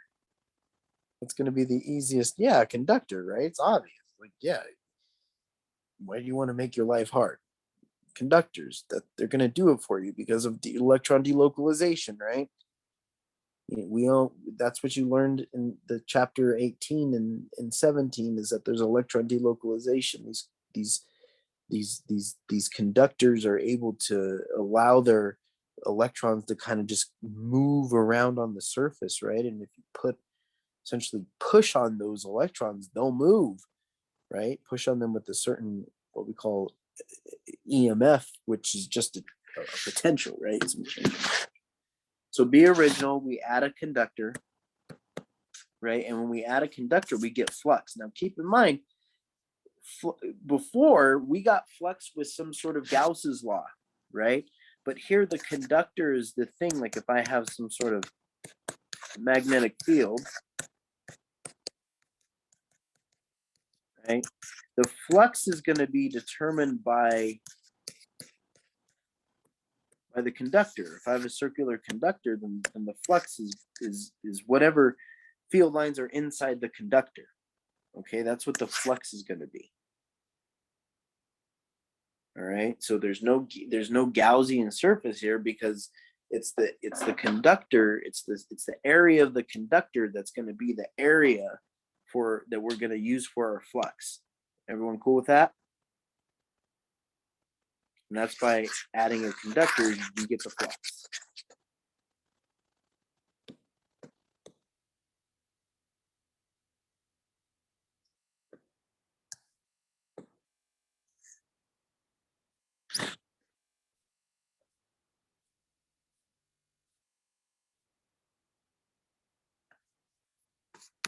Then once we have flux, we're going to do there's a possibility of three things occurring. Either a change in magnetic field, somehow a change in area, whether that's the shape of the conductor changing or the amount of magnetic field lines interacting with that area is changing, okay? Or we can get a change in theta, okay? Any one of those changes are going to lead to some sort of change in flux, okay? At some specific rate. It's always going to occur at a specific rate. You're going to get a very fast change in flux, a very slow change in flux, okay? That's what I'm saying. All right, but either way, whether it's fast or slow, when you have a change in flux, not just flux, but a change in flux, okay, you get an induced EMF.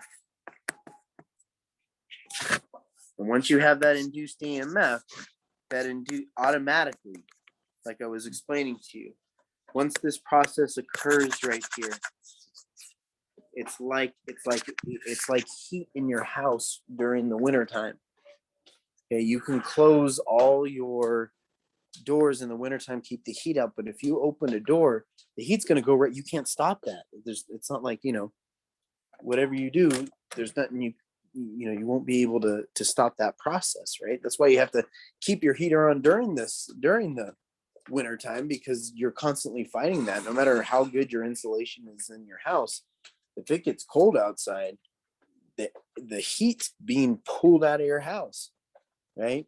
You cannot, there's no way to stop that. And this is the same thing. The minute that there's a change in flux, you're going to have induction. You can't change, right? This induced EMF is going to occur, right? Which is just, remember, a change in an induced change in potential. That's all this means, okay? And that, because there's a change in potential or induced EMF, you're going to have a current. That's essentially, that change in potential works as a push on the delocalized electrons. And so it's going to develop a current. Those delocalized electrons are going to start to move, right, around the inductor. I mean, sorry, not the inductor, the conductor. And because they're moving together, that's going to be a current. And that current, because they're moving charge, there's going to be induced, or as we've already talked about, some magnetic field associated with current going through the wire. Okay. Now, please be careful here, because this change in flux right here, right? You want to be able to describe, very important. So if I'm just looking individually at changes in flux, because again, you can have combinations of changes in flux. I could have a change in flux due to area and due to magnetic field, but these are just the equations written as just if only there was only one thing was changing: theta, area, or magnetic field. Okay, in terms of equation, remember, the equation doesn't get everything for you. If you don't know how to do the right hand rules and stuff here, it's irrelevant really what these equations are. So, right, let's say we have a change in B, right? So that's going to be written as delta B. And then what do we know? That this A cosine theta is going to remain a constant. So it's not part of the change in flux, right? The flux isn't changing because of A cosine theta.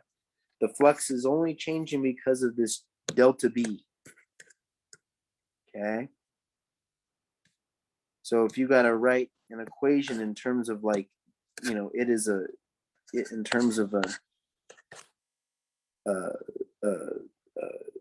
terms of a rate of change in flux, then it's just the delta B that you're looking at with the delta T underneath it. Okay, you're really only concerned with this value because that's how the flux is changing. You're not concerned with the entire flux.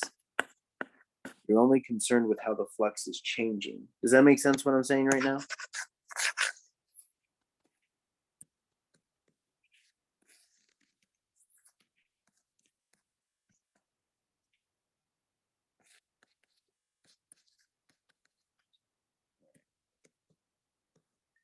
So you could also have a change in area where that means the magnetic field and the cosine theta remain constant.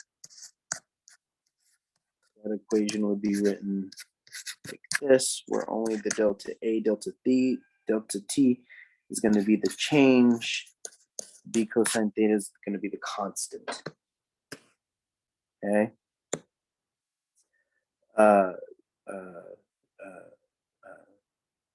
Essentially, not that any of you care, but we're trying to show you that this is, again, physics does a lot of really cool things. This is essentially the algebraic way to get the derivative. If you ever heard of a derivative, but you've never taken calculus, you're actually doing that right now. So these, because what derivatives do is they look at the rate of change, right? And so this is the rate of change here. And so we're finding the rate of change, right? And then we're going to use the rate of change to see what the induced EMF is going to be. And then we can also have this equation, but when it's changing in terms of a delta theta, this equation is actually written a little bit differently. We just give it to you because, well, for the sake of time, I believe your book derives it for you if you want to derive it in the test, but I just don't have time today. But this, it looks a little bit different than the ones above, okay? But there's a reason. So this is only if delta theta is changing. These other two, right?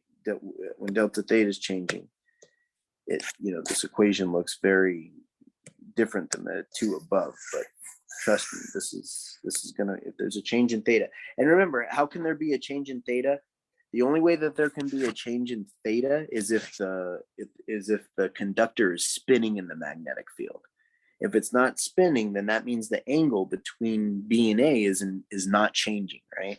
Because this flux equation, right? If we just write it generally, we see that this theta right here is just the angle between the magnetic field and the area, right? So if that's not changing, if the angle between B and A is not changing, then you're not going to have a change in flux. But there's only one way for the angle between B and A to change, and that's if the conductor is spinning, right? Like in a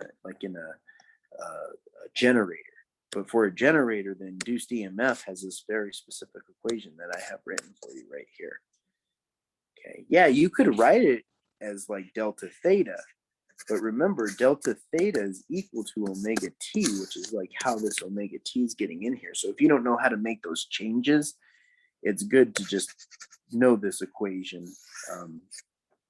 And again, they do just directly give it to you in your book, so you can also find it there. And omega would be the spin speed, how fast that certain thing is spinning. That's what this omega is. It's like how fast, right? The speed of the spin is what that is. The speed of the spin is what that is. Okay.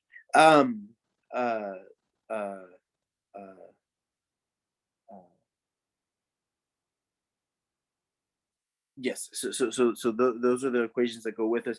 But what's the concept? So the concept, right, is this B induced down here, right? Based off the change in flux, right? This B induced that we see at the very, very bottom, that we're getting from the induced current, right? It's there's some concept here, right? There's some concept to know.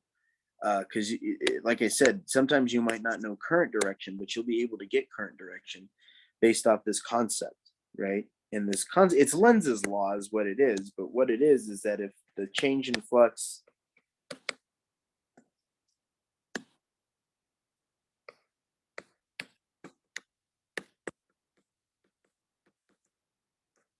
increasing, then B original will be in opposite direction of B induced. Okay, so they're going to be opposite. If the flux is increasing, there's an increase in flux, which means, what does that mean? That means that if there, That means that there's some sort of change in flux, which could be a change in the magnetic field, change in the area, which could be a lot of different ways, or a change in theta, right? You want to see if the flux is increasing or decreasing, right? So how do we know who can tell me the indications of increase in flux? Like what are the things that are gonna directly correlate with increases in flux?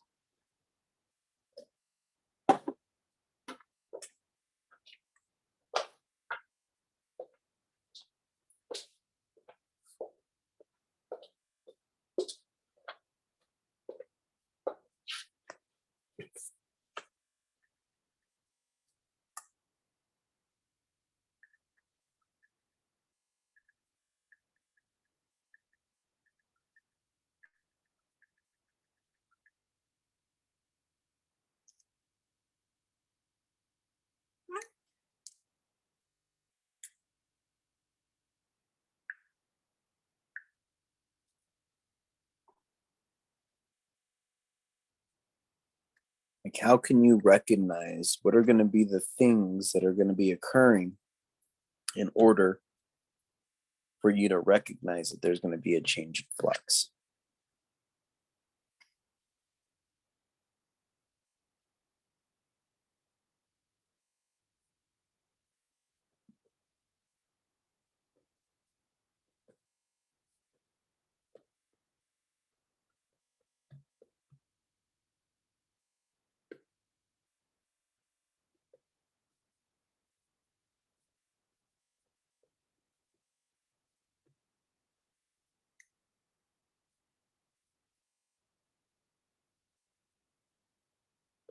So magnetic field strength could increase.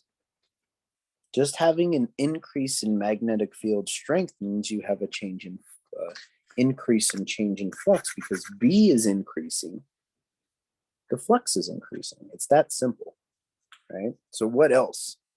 I did the easy one since you all weren't saying anything. I picked the easy one to do.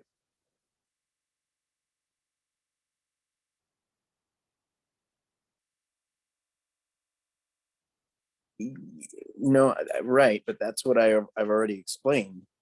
I've already explained that. I'm asking what is going to be indications of that. What are you going to be reading in the question that's going to correlate to some increases in flux?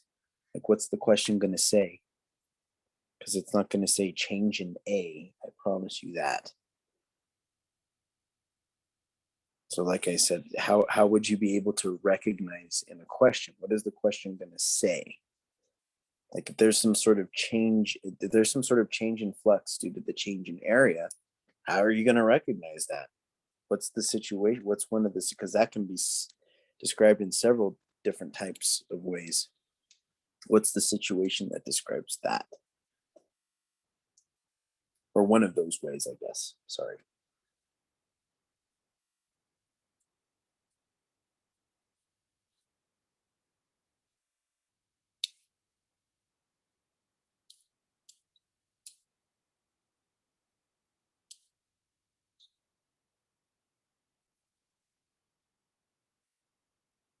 So if I have a certain amount of magnetic field lines,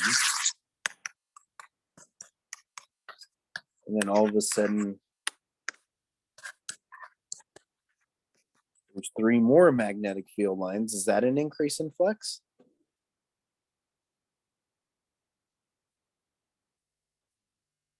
At one moment I had 4, and the next moment I have 7 magnetic field lines. Would that be considered an increase in flux? Yes, because of a change in area, right? The amount of magnetic field lines in that particular area changed. Okay. The strength of those magnetic field lines, they're all the same. So the strength didn't increase. Can't say the strength increased. It didn't. The amount that you have inside did, right? We could increase the amount of magnetic field lines without the strength increasing the strength. So that's what I mean. That's the way of recognizing increases in flux. You can just have like magnetic field lines there, and then we say, hey, the magnetic field increases, which means the number here, right? B just went from 10 Teslas to 100 Teslas, so it increased. Even though the amount of magnetic field lines in the area didn't increase, the magnitude of B increased. So that's a change in B. That's the way you get a change in flux due to a change in B. You could also have magnetic field lines in one direction, and then all of a sudden they swap. And now they're faced outward. They were faced inward. Now they're faced outward. Well, that's a change in flux due to magnetic field, because they were pointed in one direction and then they swapped direction. That has to do with the magnetic field specifically, not the area of the conductor, but the magnetic field strength specifically, right? Because magnetic field's vector. So we didn't change strength there. All we did was change the direction, and that's a change in flux. Okay. We don't usually do that to you. I'm just trying to show you some. Usually it's never about the change in direction. We always keep the magnetic field lines going in the same direction. So that's how you got to recognize changes in flux. And when the change in flux is increasing, then B original will be in the opposite direction of B induced, which means you're going to use this right-hand rule over here, this one on the bottom, right? And you're going to put your thumb in the direction where you think B induced should be. We're not going to give you B induced. You're going to have to say, flux is increasing. That means B induced is in the opposite of B original. That means I got to put my thumb in this direction. And then once I put my thumb in that direction, I got to look at the way my fingers curl. Because the way my fingers curl is going to be the direction of current. Okay, so that's how all those things come together, right? Which we've been practicing a ton in SI and everything like that. But make sure that that's an important thing that you got to be able to do. Because of the sake of time, again, I wanted to answer some Dr. Sadi test questions. It's hard to walk through all those examples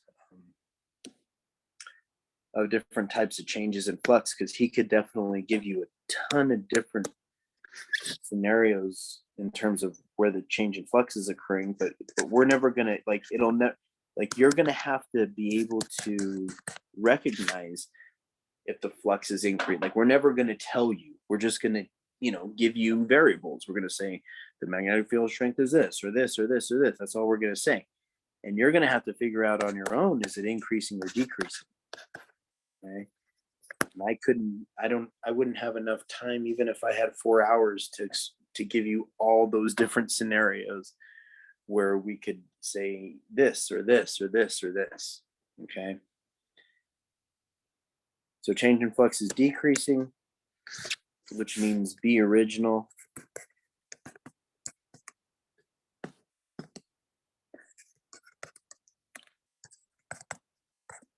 will be in opposite direction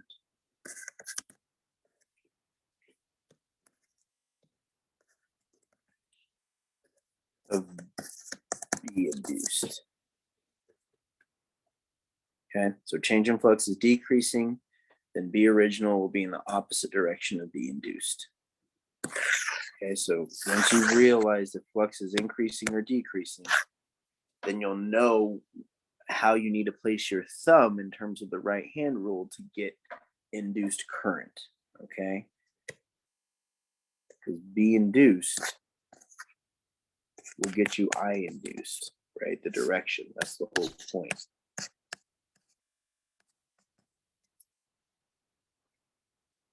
Okay?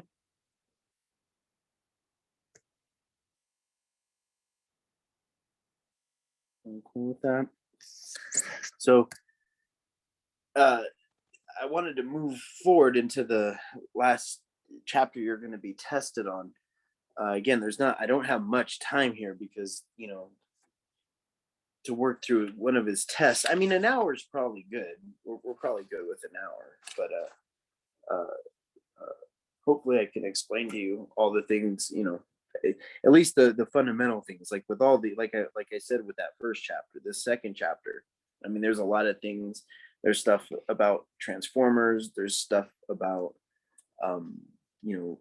mutual inductance, self-inductance, potential, the idea of essentially we actually kind of need to talk about that for chapter 21. But there's a lot of different equations that we didn't discuss that might be relevant for the test, but the ones we definitely discussed are, I promise you those are going to be there. The other ones I don't know, it's all based off if he asks you that type of question or not, because everything else kind of is just situational. But everything that I've talked about for this review, that's guaranteed to be on the test no matter what the situation. Okay. So this last chapter where we're talking about LRC circuits. So first of all, before we could do that, we have to make sure we understand like what right? Because we're trying to talk about the system where we got an inductor, a resistor, and a capacitor, right? So, I don't know about y'all, but I would never ever try to like solve some sort of math problem or anything if I didn't know what these three things were, right?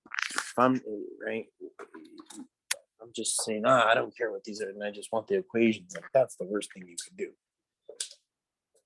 In physics, if this was a math class, then that would be the perfect thing to do, but it's not. And so, with that being said, what's an inductor? What is an inductor? Since we have an inductor, which we use L for the variable, a resistor, which we use R, and a capacitor, I want to know what an inductor is. What is this thing?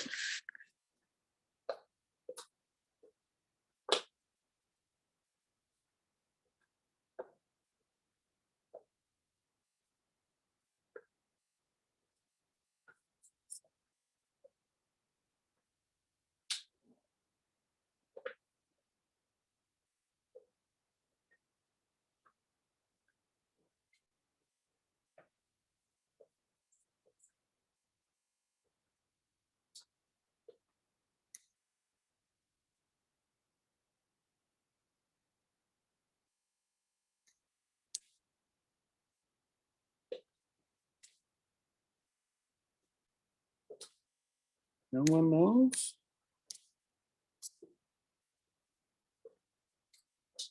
Inductor has the word induct in it, so it probably does something with that.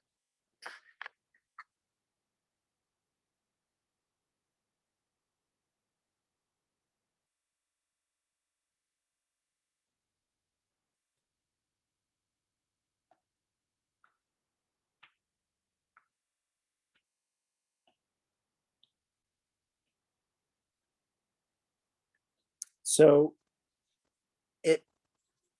it's a component inside a circuit, and what it tries to do is it tries to keep the current in the, because inductors are only placed in systems with AC sources. And why the heck would that be? Like, why put an inductor in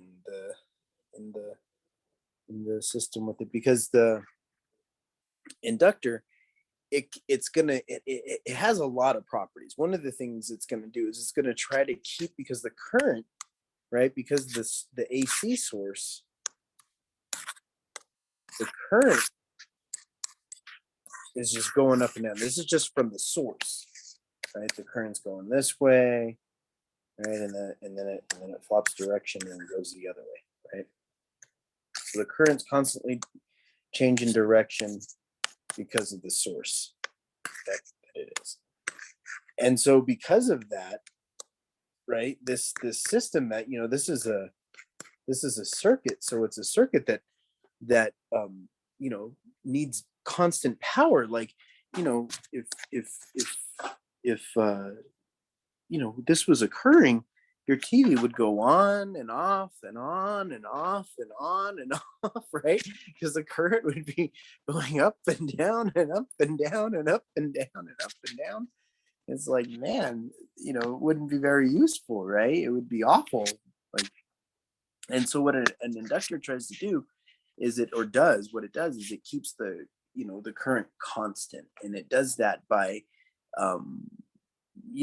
trying to keep the potential constant, right? So what it does is as you could guess, if you really understand the induction process we just talked about, as the current starts to increase to some value, the inductor will fill that increase, because if the current's increasing, then what does that mean about the magnetic field strength for that current? It's also increasing. And so what will happen is the inductor will create a magnetic field in the opposite direction. It'll try to oppose, right? Because that's what happens in induction. It's going to try to impose the increase in the magnetic field from the current. And as it does that, that change in flux, right, is going to induce a current. Then a current out of the inductor starts to oppose the current from the source. It starts to slow it down and starts to say, hey, no, you can't get high. You can, and the way we build the inductor, that'll determine how high it'll let the voltage get and the current get in the system. It'll get to a point where the increase in flux will be so large that it'll increase such a large current in the other direction. It'll just stop the current from increasing, and it'll just keep it steady at whatever value that is. And then the same thing as the current goes down, the current will start to go down, but that's a bad thing, right? We want the current to be constant. And so the inductor, what it'll do is it'll right, the magnetic field strength is also going to be going down. So what the inductor will do is it'll create a magnetic field, right, and current in the same direction as the decrease to try to help it, to increase it, to say, here, let me give you a little help. I'm going to put a little bit more current here as you go down, right? The inductor's filling that change in flux as the current decreases.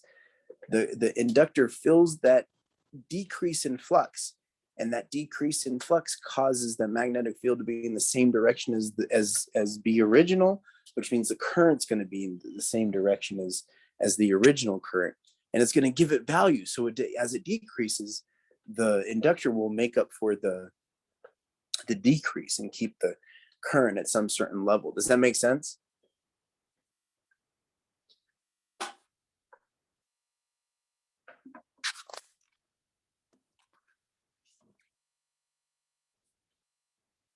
It's an amazing thing. Amazing. And so, because what's happening, right, is the current is going this way and this way because the source, right? And so this thing is trying to, when it's moving this way, trying to help it. If it's decreasing or increasing, it's either going to be helping it or fighting it. And as it's moving the opposite way, it's going to be either helping it or fighting it, in order to maintain some sort of balance in the system. So that's what the inductor is trying to do. Okay, does everyone understand that?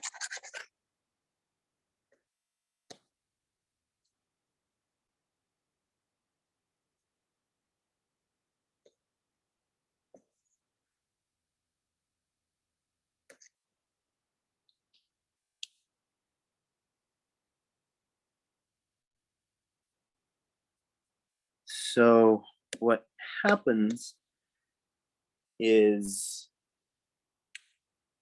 we also have these capacitors in the system that are going to be, because of what you've already learned about capacitors, as the current moves to that capacitor, charge is going to increase on that capacitor, and then it's going to, once charge is at a certain level, it's going to discharge, right? And when it discharges, it sends current in a particular direction, right?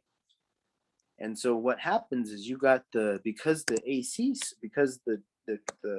capacitor is hooked up to an AC source, instead of discharging just in one direction, like we saw with the DC source, right? When we had a DC source, you know, this thing would charge, right? It'd get more and more charged, and then it would just, when it would discharge, it would just discharge in this direction, and then the current would go down, and then the charge would decrease, and the charge would increase again, and then current would be there again, and then charge would go down, right? But the current would always be in the same direction. Well, because the current is changing direction because the AC source, this is now in an AC source, not a DC source. That means the capacitor is also going to be charging and discharging in one direction and then the other, one direction and the other. So both from the inductor and the capacitor, you got current going in one direction, you got current going in the other direction, for the reasons that I just discussed. And then obviously the resistor is just sitting in the middle here, filling everything, right? So it's filling the current going one way, you know, depending on what's going on. The current going one way or the other, okay? And so what happens, right, is that, you know, we want these systems to do something called resonate. And what resonate means is that when the inductor and the capacitor, when they're discharging together, you know, they'll discharge, you know, they'll both discharge current this way, and then they both discharge current this way. And so they're in sync, they're resonating with each other, right? And so and so that means that the current inside the system, right, is going to be very stable. It's either going to be going in one direction or another, right? And there's not going to be, because when they're not resonating, sometimes you know, the current may be going this way out of the inductor, but then the capacitor might also be discharging in the opposite direction, and those currents will fight each other inside the system, right? When the inductor and the capacitor are not resonating with one another. So we want them to resonate with one another just so that the current in the system stays constant. Now that resonating between the inductor and the capacitor doesn't have anything to do with how the AC source is oscillating. So the AC source could be and we describe it with phi, right? That phi that you've been seeing there's a lot of different ways. You've seen it either with tan phi or you've seen it with cosine phi. Both of these is something. Well, not the phi itself, but the phi. The phi is the phase difference, right? That's what this is between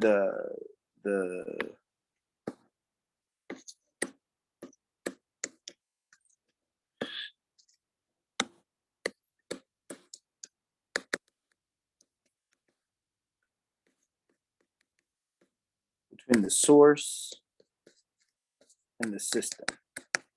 Okay, so the system, if the inductor and the capacitor are resonating together, right, they're discharging and charging in one direction, that doesn't necessarily have to be the same way that the source is, you know, pushing current through the system in one way or the other. It doesn't have to. They can be, right? If that phase, right, we know that cosine 90, right, if they're completely 90 of themselves, then we know for a fact that there's not going to be any phase difference between them.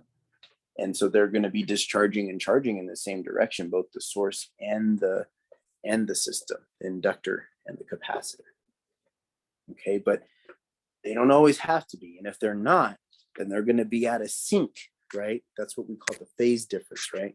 Like what we're saying is like these are the two EMFs. Maybe as an EMF from the source is increasing, you know,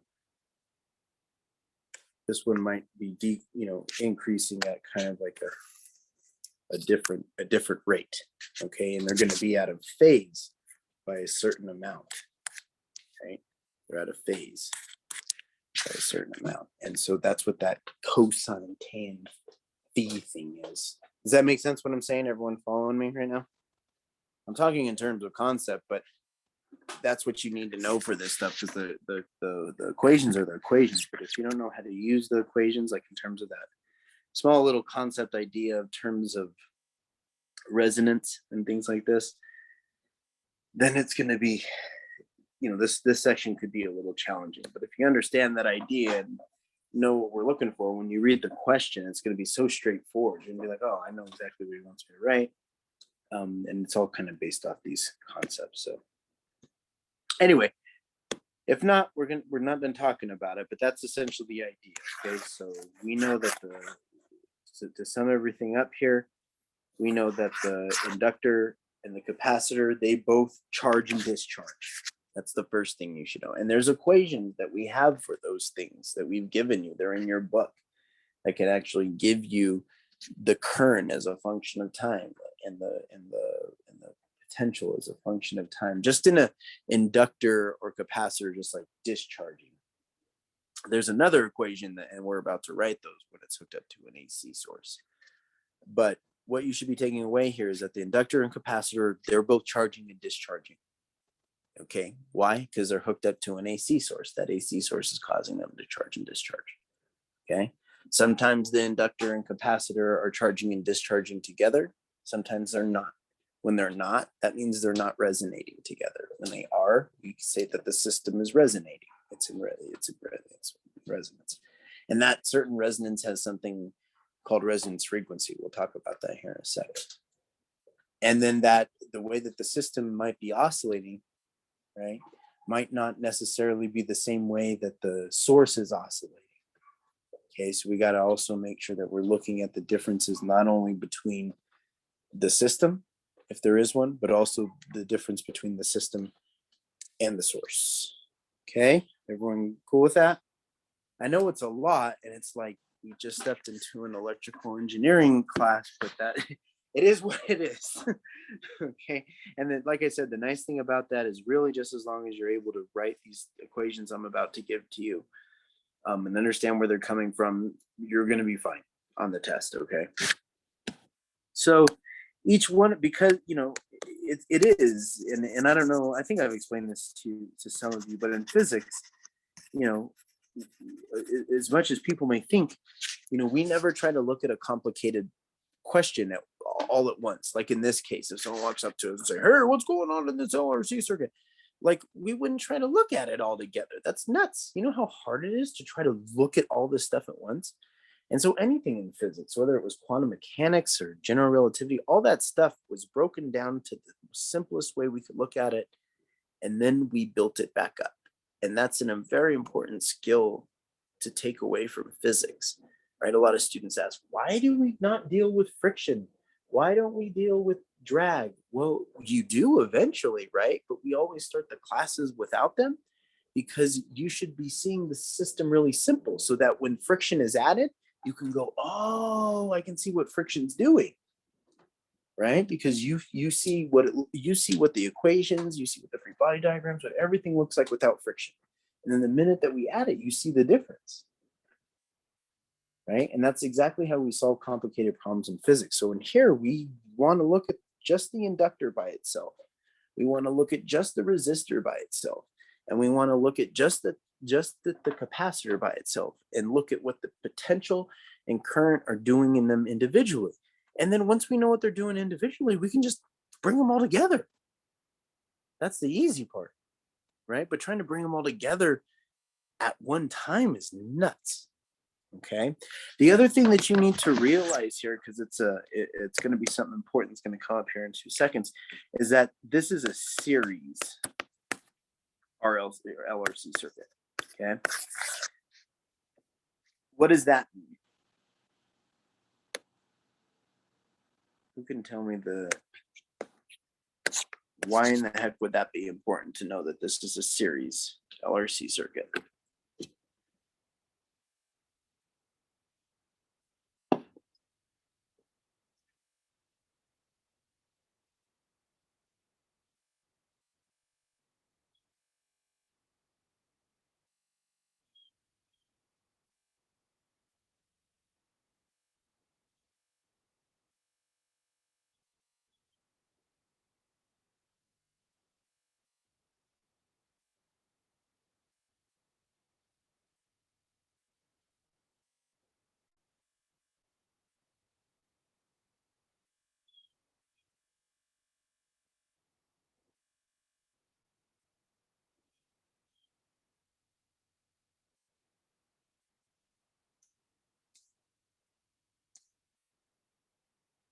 So the word series should mean something to you.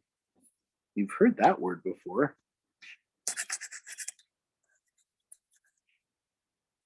In this class.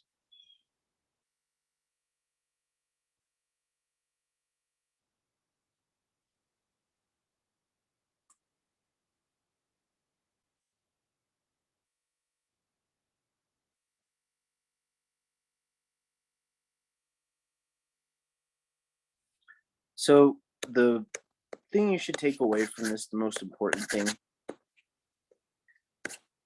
is that current will be the same.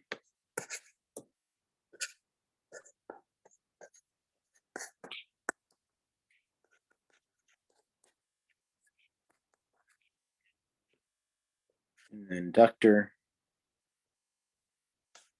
the resistor, and the capacitor. They're all going to have the same current. Does that make sense?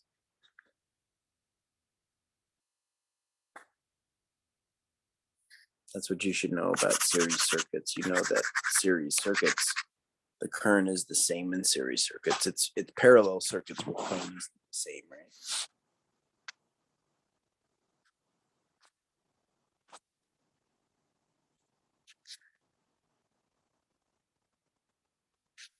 Remember that?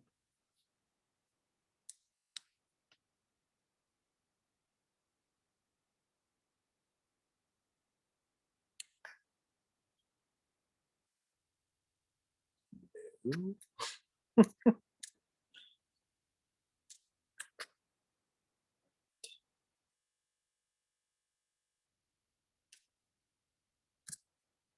Is everyone there? Can you hear me?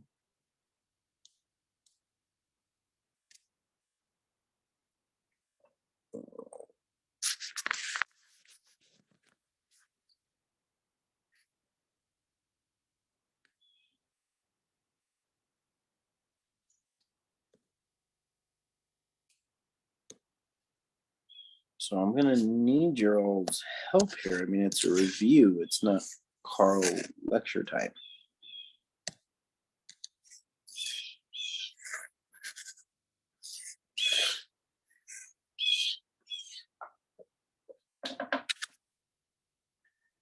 So, right, because this is an AC source, what did we say? The current and the potential. Both going up, going down, going up, going down. So who can tell me how to write an equation for these?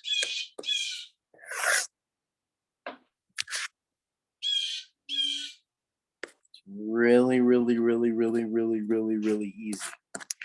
Like incredibly easy.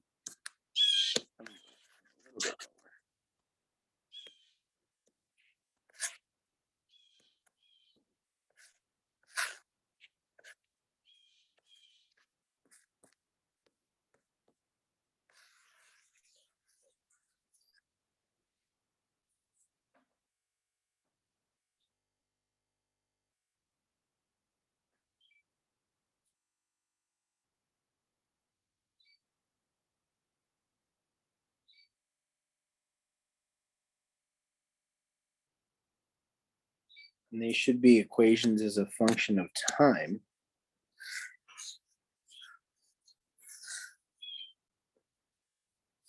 So as you give them to me,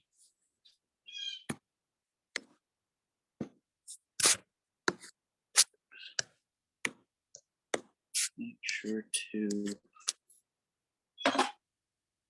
stress that part.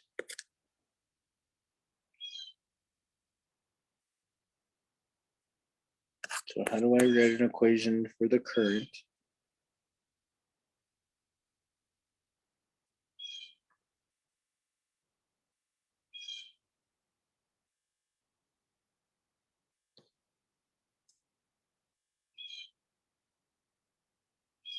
You should know how to do this because this is just a equation you should be copying. It's not something you got to derive.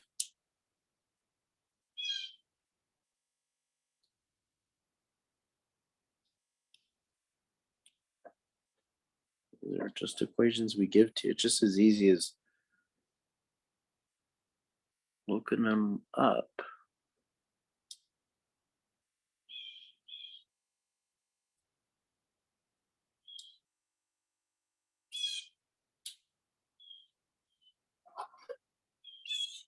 Definitely in the slides, the book, all your notes.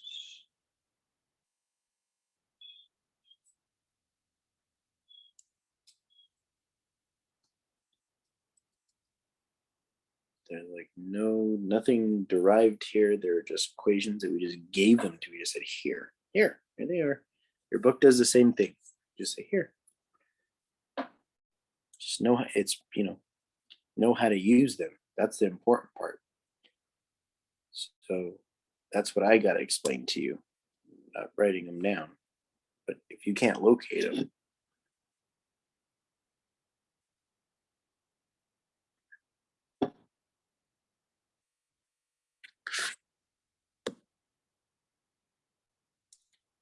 okay, so I'm getting something in the chat. It's close, but not quite. So first we want to make sure that we write these equations with like an I of t, right?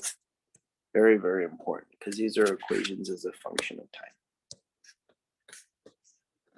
And then, once you're writing them as because this could be a function of, space and time,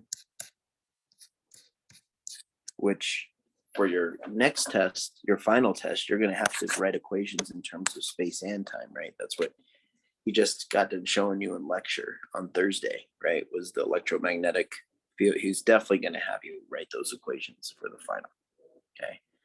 Which are a function of space and time. So we're just this test is just starting off with equations as a function of time, but the next test will be equations as a function of space and time. Okay. And then what do we know here? Well, here we know I, and it's not just I, but it should be I max, right? Because this is always going to be the amplitude, whatever this is.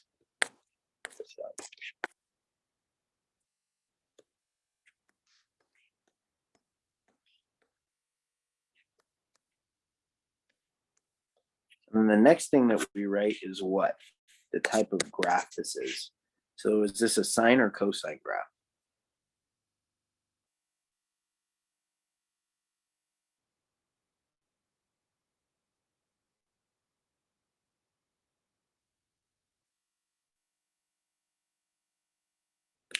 Good. Sine graph.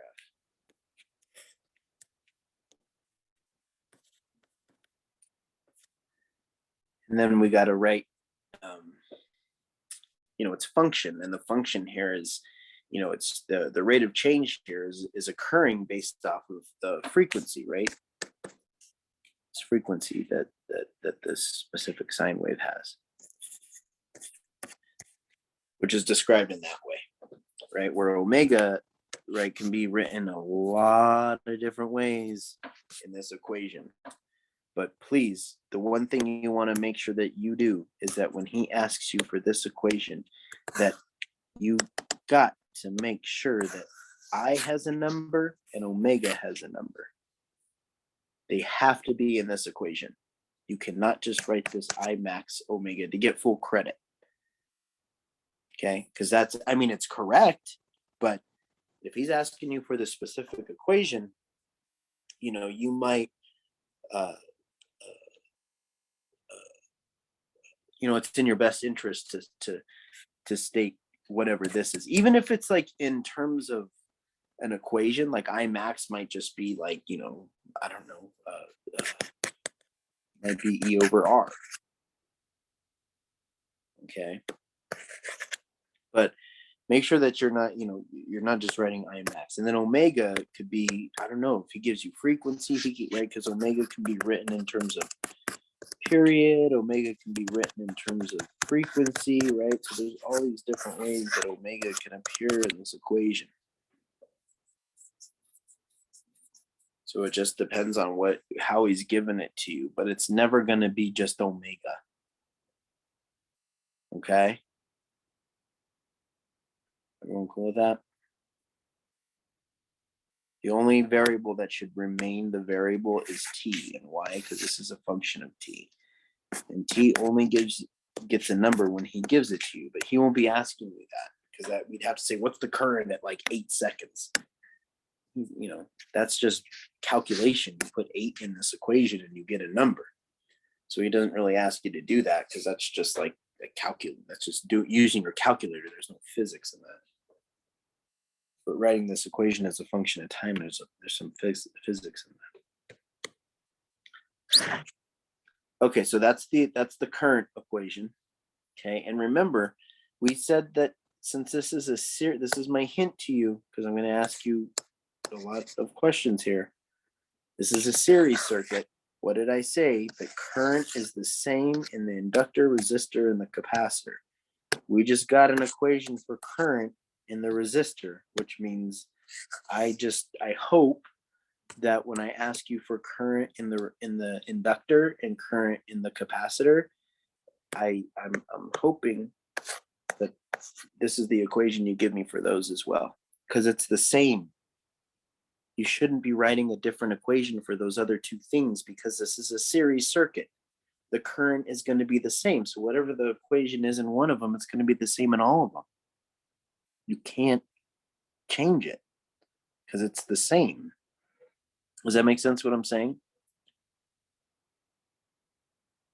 So even though we're writing the current as a function of time equation for this resistor, that needs to be the same equation for everything else in this circuit. Okay. And now what about potential? These are the ones that become specific. Okay. The potential equations are the ones that are specific. Okay. They're the ones that, can have, delta, plus or minus some phi value, but that phi value is always going to be something specific. Do keep that in mind. I'll give you that over here, because that's always true. Phi is always going to, I should have told you that. I forgot to. That for actually it's not true all the time. That's only for, right, that power factor I was talking about can be any number, but this phi, if we're writing an equation for the current and potential in the capacitor, inductor, or resistor, the phi can only be equal to this. Okay, but if you're trying to write the difference in phase of the system to the source, that's this phi I was talking about earlier over here. And that thing can be, where the heck is it? Oh, I erased it. That thing can be any number, right? Remember I was talking about that cosine theta. Oh, it's at the top there. There it is. I was like, I think I remember. I erased it. That thing at the very, very top up there, where it says the phase difference between the source and the system, and it has to do with either that tangent theta or that tangent phi or cosine phi. This is an entirely different phi than the phi I'm talking about right now. That's what I'm saying. Does everyone understand? This phi up here is the phase difference between the source and the system, and you can get that with tan phi or cosine phi, okay? But this phi over here, when you're talking about the phase difference of just the current and potential in a particular resistor, inductor, or capacitor, it's always going to be equal to, well, always write pi over 2. Don't use 90 degrees, because you're supposed to use the radian value. So always, it is 90 degrees. Pi over 2 and 90 are the same number, but always use this in your equation. Does that make sense what I'm saying?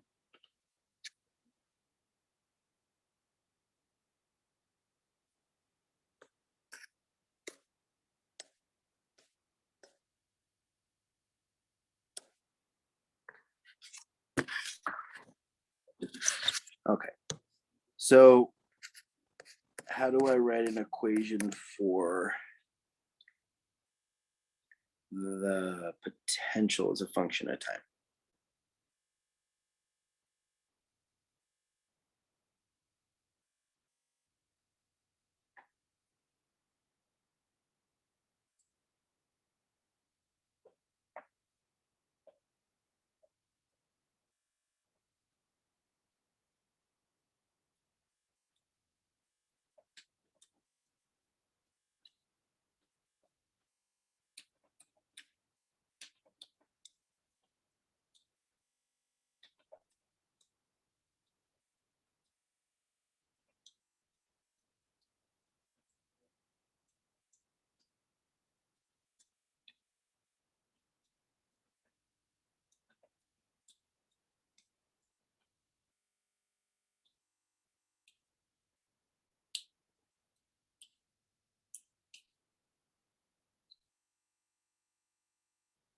So it's, again, you should be able to just look this one up.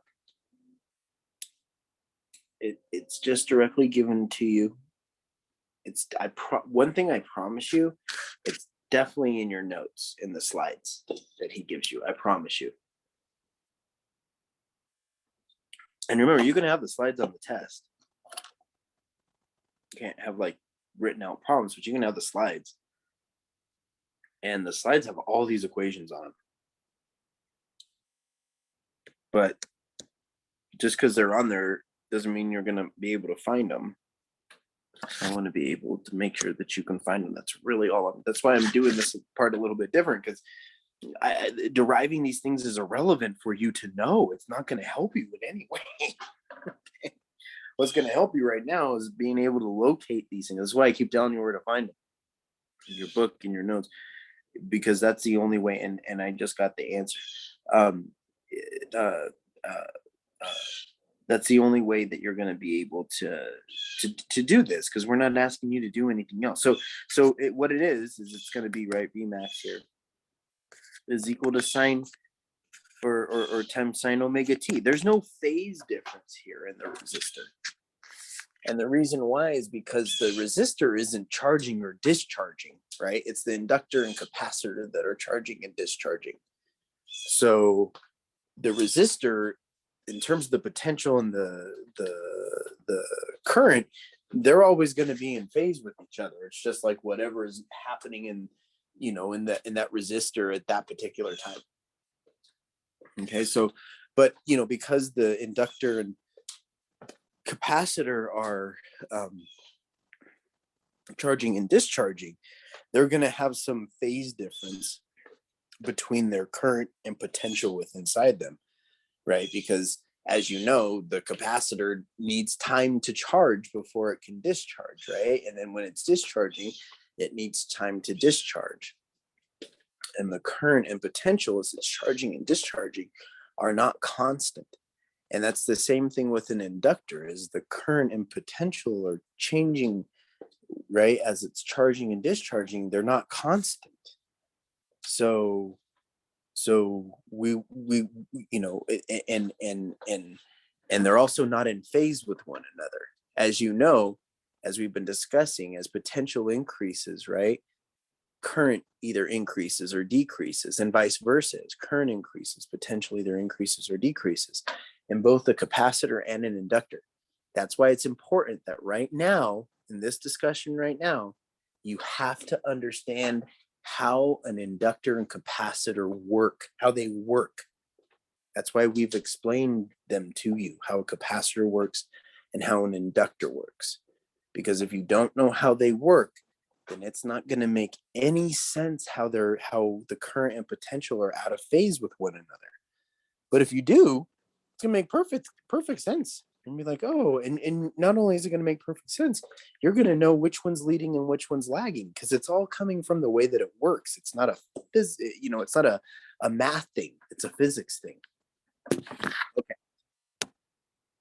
So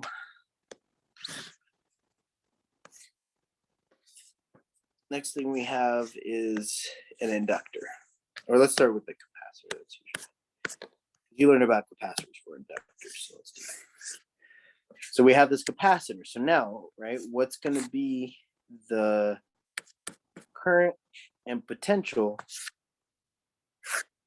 in terms of we don't need to draw pictures so much. We just need equations. What's going to be the equation for current, and what's going to, as a function of time, and what's going to be the equation for potential as a function of time. We don't need pictures because I'm never going to ask you to draw a picture. I'm going to make sure you can write these equations up. So what's going to be the equation for current in the capacitor? I think I was saying conductor.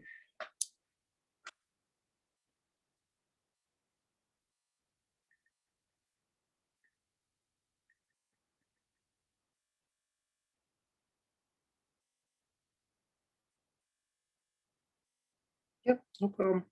You're welcome.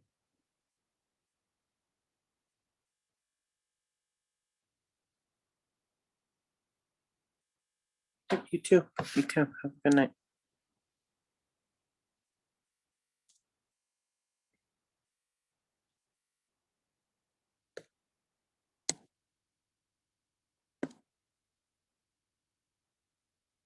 This equation should be exactly the same, right, as this one over here. That's what we were saying, right? So no matter if we're talking about the capacitor, the inductor, the resistor, they're all going to have the same equation.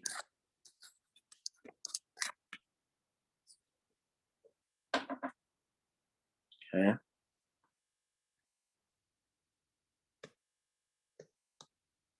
And so in the capacitor, right, what happens is that,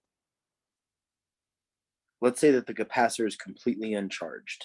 And let's say we need to charge the capacitor. So in order to charge the capacitor, we need to send a current to it, right?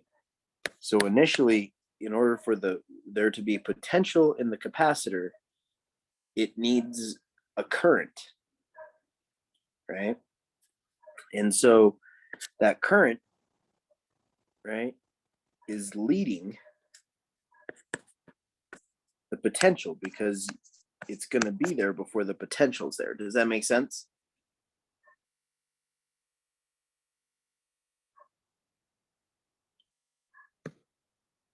And it's also true for, if that doesn't make sense, sometimes discharging, maybe it's better to explain in terms of discharging, where if there's a change in potential here, right, in order in order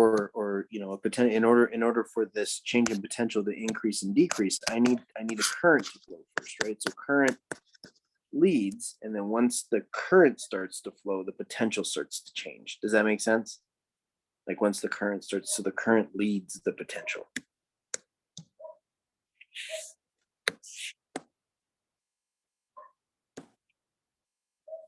Okay, so how do we account for that in this equation?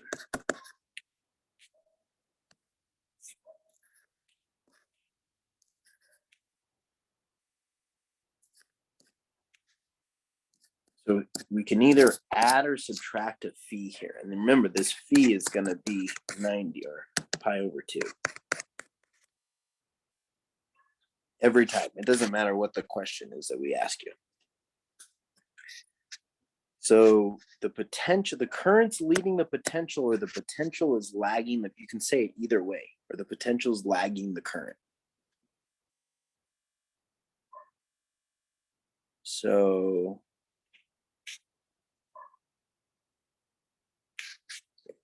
the way we describe lag is with a subtraction sign. So this would be omega t minus phi, that phi there. Okay, but like I said, you don't want to leave it like that. You want to make sure that, first of all, V max has some, and in this case, V max more than likely is going to be equal to I times the reactance of the capacitor. And so this could be like I C sine theta, and then like I said, omega could be written a lot of different ways.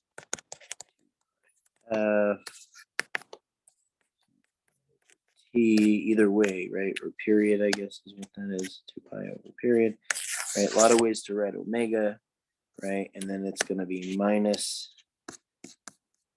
pi over 2. Okay.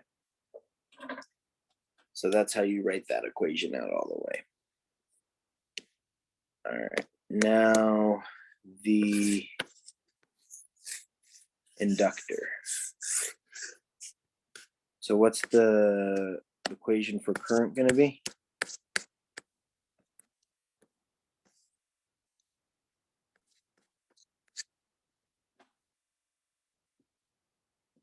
Yeah, the same as all the others, right? Which is just that I max sine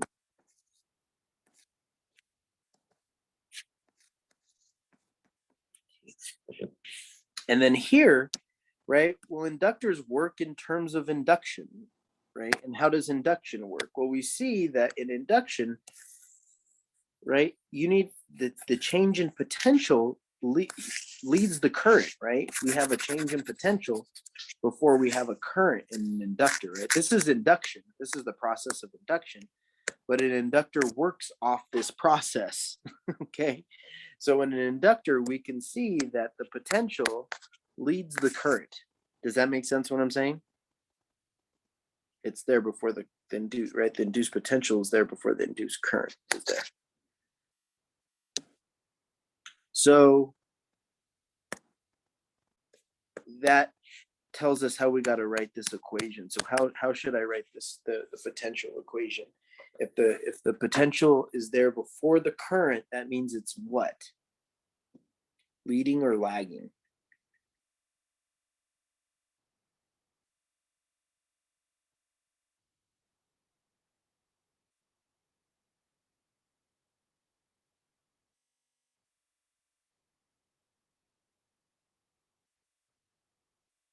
Good, leading, exactly. So we, and the way that we represent that is with the plus sign, right? So this is going to be omega t, and then plus, right, some phi. Remember this plus means leading, and minus means lagging, right? And so we want to write this, right? Like I said, v is going to be equal to I times xl sine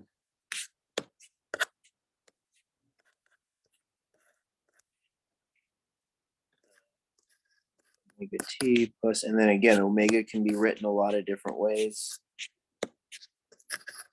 Never ever just leave it omega, okay? I promise you. I promise you. There's no way. No way. You're just gonna leave this as omega in here. Okay. And keep in mind that omega right there, if he tells you that the thing is resonating, well, there's, we have a specific equation for omega during resonance.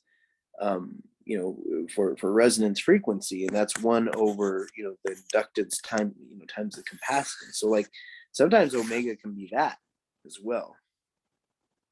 If the thing is, sometimes they'll give you a question where the everything is everything's resonating, and so omega might be a different value than using 2 pi over something or something like this. Does that make sense what I'm saying?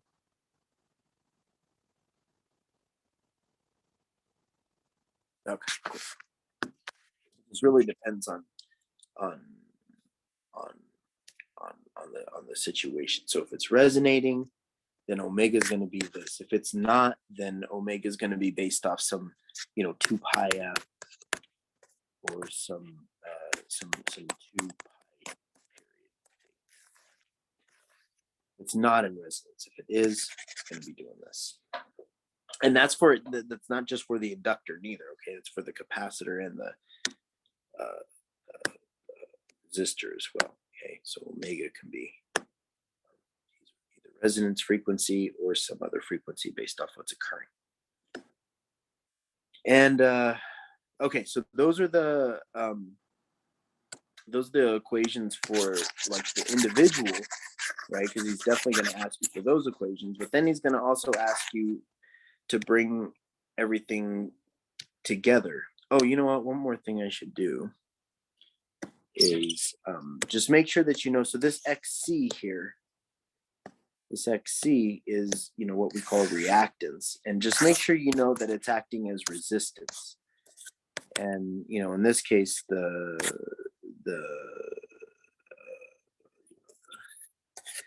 reactance equation is this. And sometimes also you can use this to solve for omega, right? Because this omega here is going to be this omega here.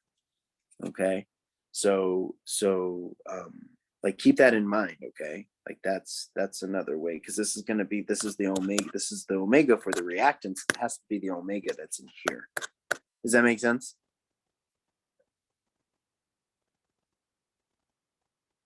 So if you know the usually you're gonna solve for omega a different way, and then he's also gonna have you solve for the reactance, okay? Like 99% of the time, just so you know. But if he happens to give you the reactance and the capacitance, then you can solve that thing for the omega that goes in this equation. Okay. But that's the least likely scenario out of everything I've described. Okay. But just know that, because I want you to know the connection. I don't want you to think, oh, well, this omega is a completely different omega than the equations below it. No, it's the exact same one. Okay, which also means, like I said, if he has you solve for omega in some way, whether it's through resonance frequency by saying that it's the 1 over the square root of L times C, or he has you do it 2 pi f 2 pi over t. Once you have that omega, that's the one you're going to use in this reactance equation. So know that as well. The omega, if you need to solve for omega, which is the thing you're likely going to do, no matter how you do it here, make sure that that's also the omega that you're using in like your reactance equation. Not just these equations as a function of time. Okay, does that make sense?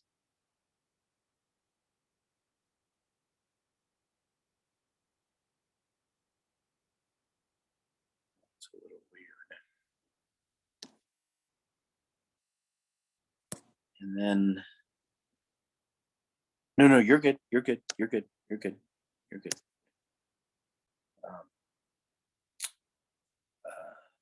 But yeah, and then all I was going to do was say the same exact thing for inductors. It just works exactly the same way. Just make sure that you know that, XL, which is the reactance for the inductor, is going to be, omega times L, where again, everything I just said is true. If this thing's resonating, then this omega is going to be the resonance frequency in here. And then it's also going to be the same omega that's in this equation over here.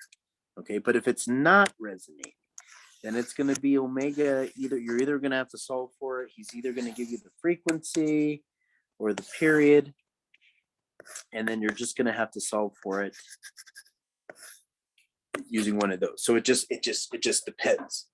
But does that make sense what I'm saying? I'm just reiterating what I just said. It's just really important that you understand that all those omegas are connected if it's in resonance. And he will use those words. He has to. He will say, the system is in resonance. The minute he says that, your omega is going to be this thing over here. But if he never says the resonance, he just says, the frequency of the system is ba, ba, ba, ba, ba, ba. Then that means you need to solve for omega this way. Do you see what I'm saying? It'll be that clear. Okay, it'll be very clear if the system is resonating or not. And it'll be very clear, if you understand what I'm saying right now, which you do, which omega you're going to have to use in these equations. Okay, so that's again looking at all those individually, but then as a system as a whole, right? That's what we're trying to do. We're trying to write, essentially, once we look at all those individual, try to look at the whole thing and write an equation for the entire thing. So the EMF is going to, again, I'm just going to write VR and VC and VL. But when I write VR, VL, VC, right, and maybe I should have specified these. That's what these are, right? This is the potential in the capacitor, right? This is the potential in the inductor. So when I write this Pythagorean theorem, is just VR plus VL minus VC, this type of thing. Okay, know that it's these are the equations that unless you just can't like directly get them using Ohm's law, you would want to use these equations. But he would have to say at some certain time. He would have to say, what's the EMF when the circuit's been running for like 5 seconds, which I've never seen him do. But I just want you to know the connection. So here, right, in order to get the total EMF, what we end up doing is we end up using the Pythagorean theorem because of these phasor diagrams that we have to draw. Now, he could very well ask you to draw phasor diagrams based off what's occurring, and they really are, based off of the whatever's happening at the specific time. So like if this is the potential equation and and you know, the potential for the inductors is increasing. Let's say that that's VL. The red is going to be VL. And then let's say at the same time, so we're looking right here right now. I know I have a big graph there, but we're looking right there at this beginning point right here. So as we can see, the inductor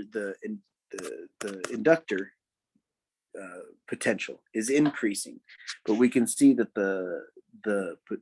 and that's the blue is going to be the potential in the capacitor.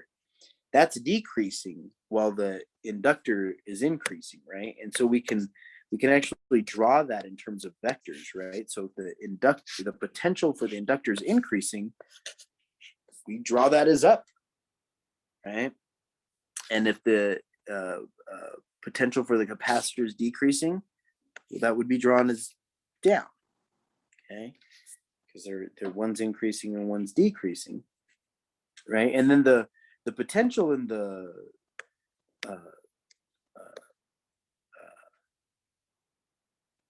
capacitor essentially isn't affected, is what we say, because it's really not the capacitor, sorry, the potential in the resistor isn't really affected because it's not charging or discharging. It's just kind of sitting there in the center, while the potential in the inductor and the potential in the current are the ones that are really going up and down, up and down. The potential in the resistor is just kind of like staying stable to whatever those two things are doing. Okay, so we draw this thing called a phasor diagram. That's how you get it, right? If the inductor potential was decreasing, and because that happens, right? Like right here, right? If we look at this point right here, look at that. The potential of the inductor is decreasing, right? So that now VL would be down. It wouldn't be pointing up because it's decreasing. But the potential for the capacitor is increasing. So now VC is on the top. So don't think VL and VC are, VL is always pointed up, VC is always pointed down. It's based off of the logic I just gave you. It's like who's increasing or decreasing, because who's ever increasing, they'll be pointed up, and who's ever decreasing, they'll be pointed down. Does that make sense what I'm saying? And that's how you wanna think of these. And so what happens is that, VL and VC, they're going to subtract from each other always because they're in opposite directions. And that VR is the potential in the resistor is just there. It's just staying stable. And so what we know is that the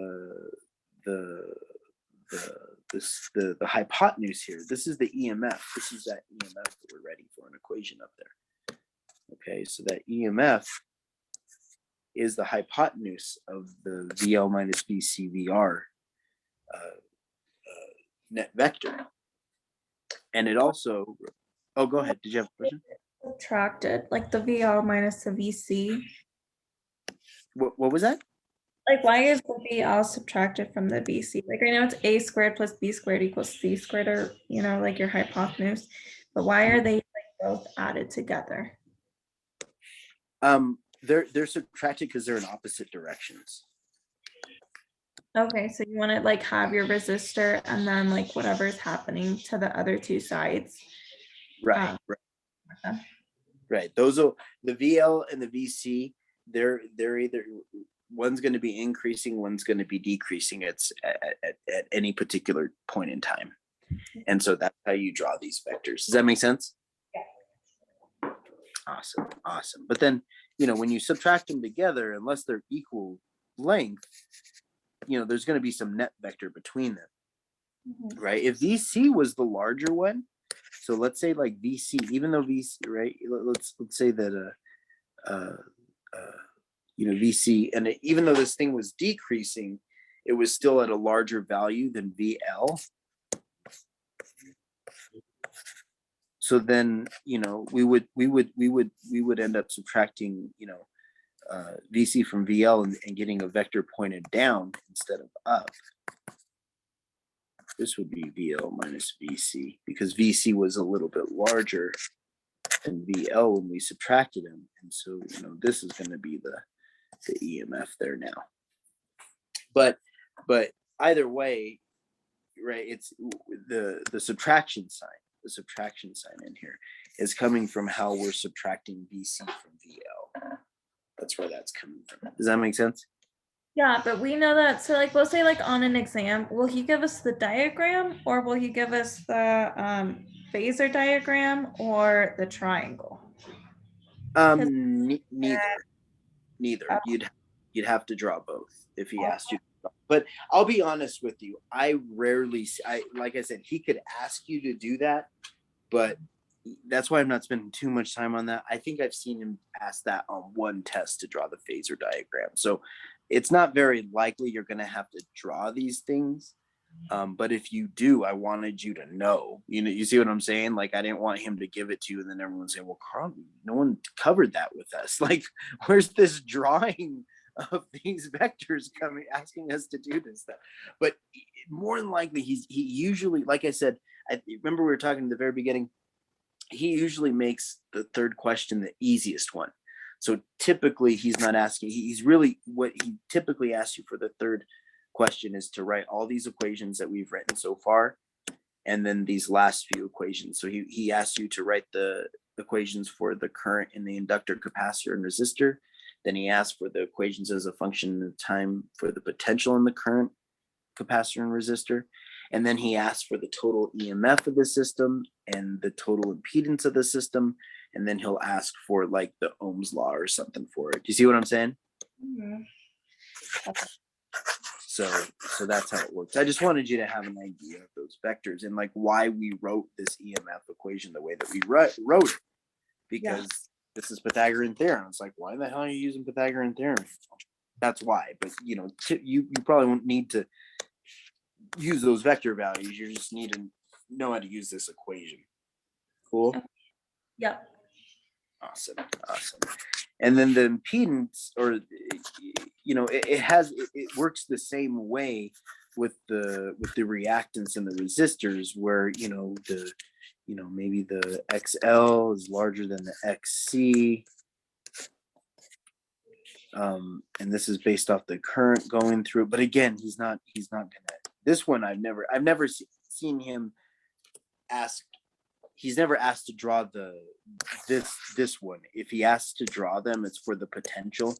I've never seen him draw ask for the reactance phasor diagram. But I'm just letting you know you could do the same thing, okay? And then you have this. You have this vector that ends up pointed up. This is going to be XL minus XC here, and this vector that is R. So then you have this Pythagorean theorem here. That's XL minus XC. That's why the subtraction sign is there, because we're just subtracting these two vectors. Yeah. But that's cool beans. Does that make sense? Yep. Awesome.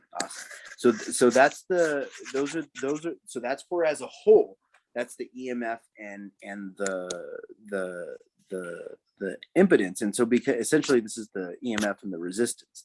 This is essentially the total resistance. Right, and this is the EMF, which means it's the total potential, right, of the source.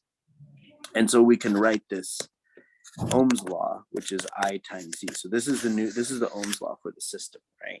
And sometimes you won't need this equation to solve for Z. Sometimes you'll get E, and then you can just do I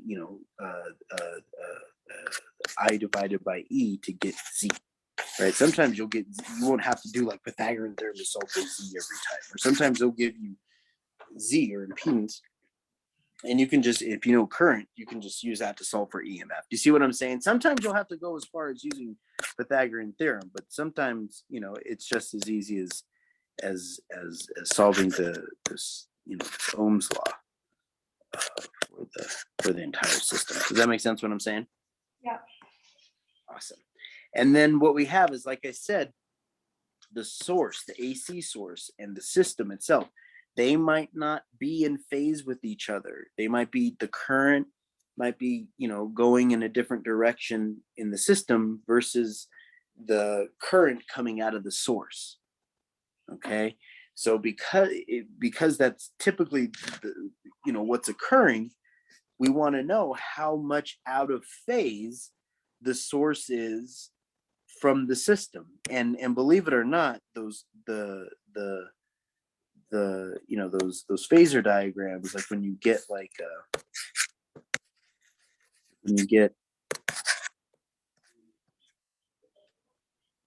VL minus VC here, and then this is VR. So you get this is the EMF here. This phi, this theta, this angle right here, that's the phi. That's the phase in which the system is out of phase with the source. That's what that phi is. And so we can get it by, right, we know, if you remember from physics 1, every time we use Pythagorean theorem, we always did a tangent theta with Pythagorean theorem, because the tangent theta would always do the direction for us. Do you remember doing that? Yeah. And so we're doing the same thing here, except the tangent, it's not tangent theta, it's tangent phi. And that's just equal to the, the VL minus VC over VR. And then you'd solve for phi here to get that, and that phi that you solve for here is going to be the phi, or the phase difference between the source and the system. Does that make sense? That's what this phi is. And then if you want to know the power factor, so the power factor is essentially looking at, because if the system isn't in phase with the source, the system's going to be fighting the source, right? So there's going to be some loss of power because the system and the source are fighting each other. And so the power factor, that's what this cosine phi is. So it's not the phi, it's the entire thing. This whole thing is what we call the power factor. Okay, and the power factor, it has the phi. So the phi that we just solved for here, it has it in the answer, right? So when you do cosine of this phi, which is the phase difference between the system and the source, when you do the cosine of that, okay, then you end up with the power factor. The other way to solve for the power factor is R over Z. So if you don't know that phi, right, you could also solve for it this way by doing the inverse cosine of R over Z, where that's the resistance over the impedance there. Okay. And that, like I said, the power factor is a little bit different than that phi. The phi is how out of phase the source and the system are, but the power factor is describing the loss of power because they're out of sync. Like how much energy, right? Because the resistor is essentially, a device, a TV, a computer, or something like that, right? So maybe we're putting the source is putting a certain amount, has a certain amount of power to it that it's supposed to be providing, but because the system isn't allowing all that power to get in, right? Like let's say, we only want 120 volts into the devices that we use here in the United States. And so we put an inductor in, have you ever seen, when you plug in your computer for the charger, it has a big black box on it, on the cord that's attached to your charger. There's an inductor in there. In fact, that's an RLC circuit, that entire thing. And what it does is it keeps the current, in your computer, it keeps your computer safe, or make sure that there's not a ton of current coming into your computer, just like frying it, right? So it has a special built-in thing. Most electronics have built-in RLC circuits to them to make sure that only the power that needs to be going into the system is going in there, and no more goes in to like the computer or the TV or something like this. So that's what those values are doing. I'm noticing the time, so there is absolutely no way we would even be able to start to work on one of his tests here. But what I could do is, we can end a little early tonight or if you have any questions, you can ask away. And then tomorrow, because there's an SI tomorrow, and then tomorrow I can just that's all we'll do at SI is we'll work through the test in SI. Like we won't review or anything like that. It'll just be a work through of this test. That works too, yeah, because it's a little late and we've been going at it for like 3 hours. My Right. No, I figured. But, okay. I did have a question though. So I actually had to come to Mexico for a family emergency. So I'm not able to print off my PowerPoints. Can I still use like my tablet to pull up like the PowerPoints? Because I haven't been able to print them off since I came. Oh yeah, no, absolutely. No. We totally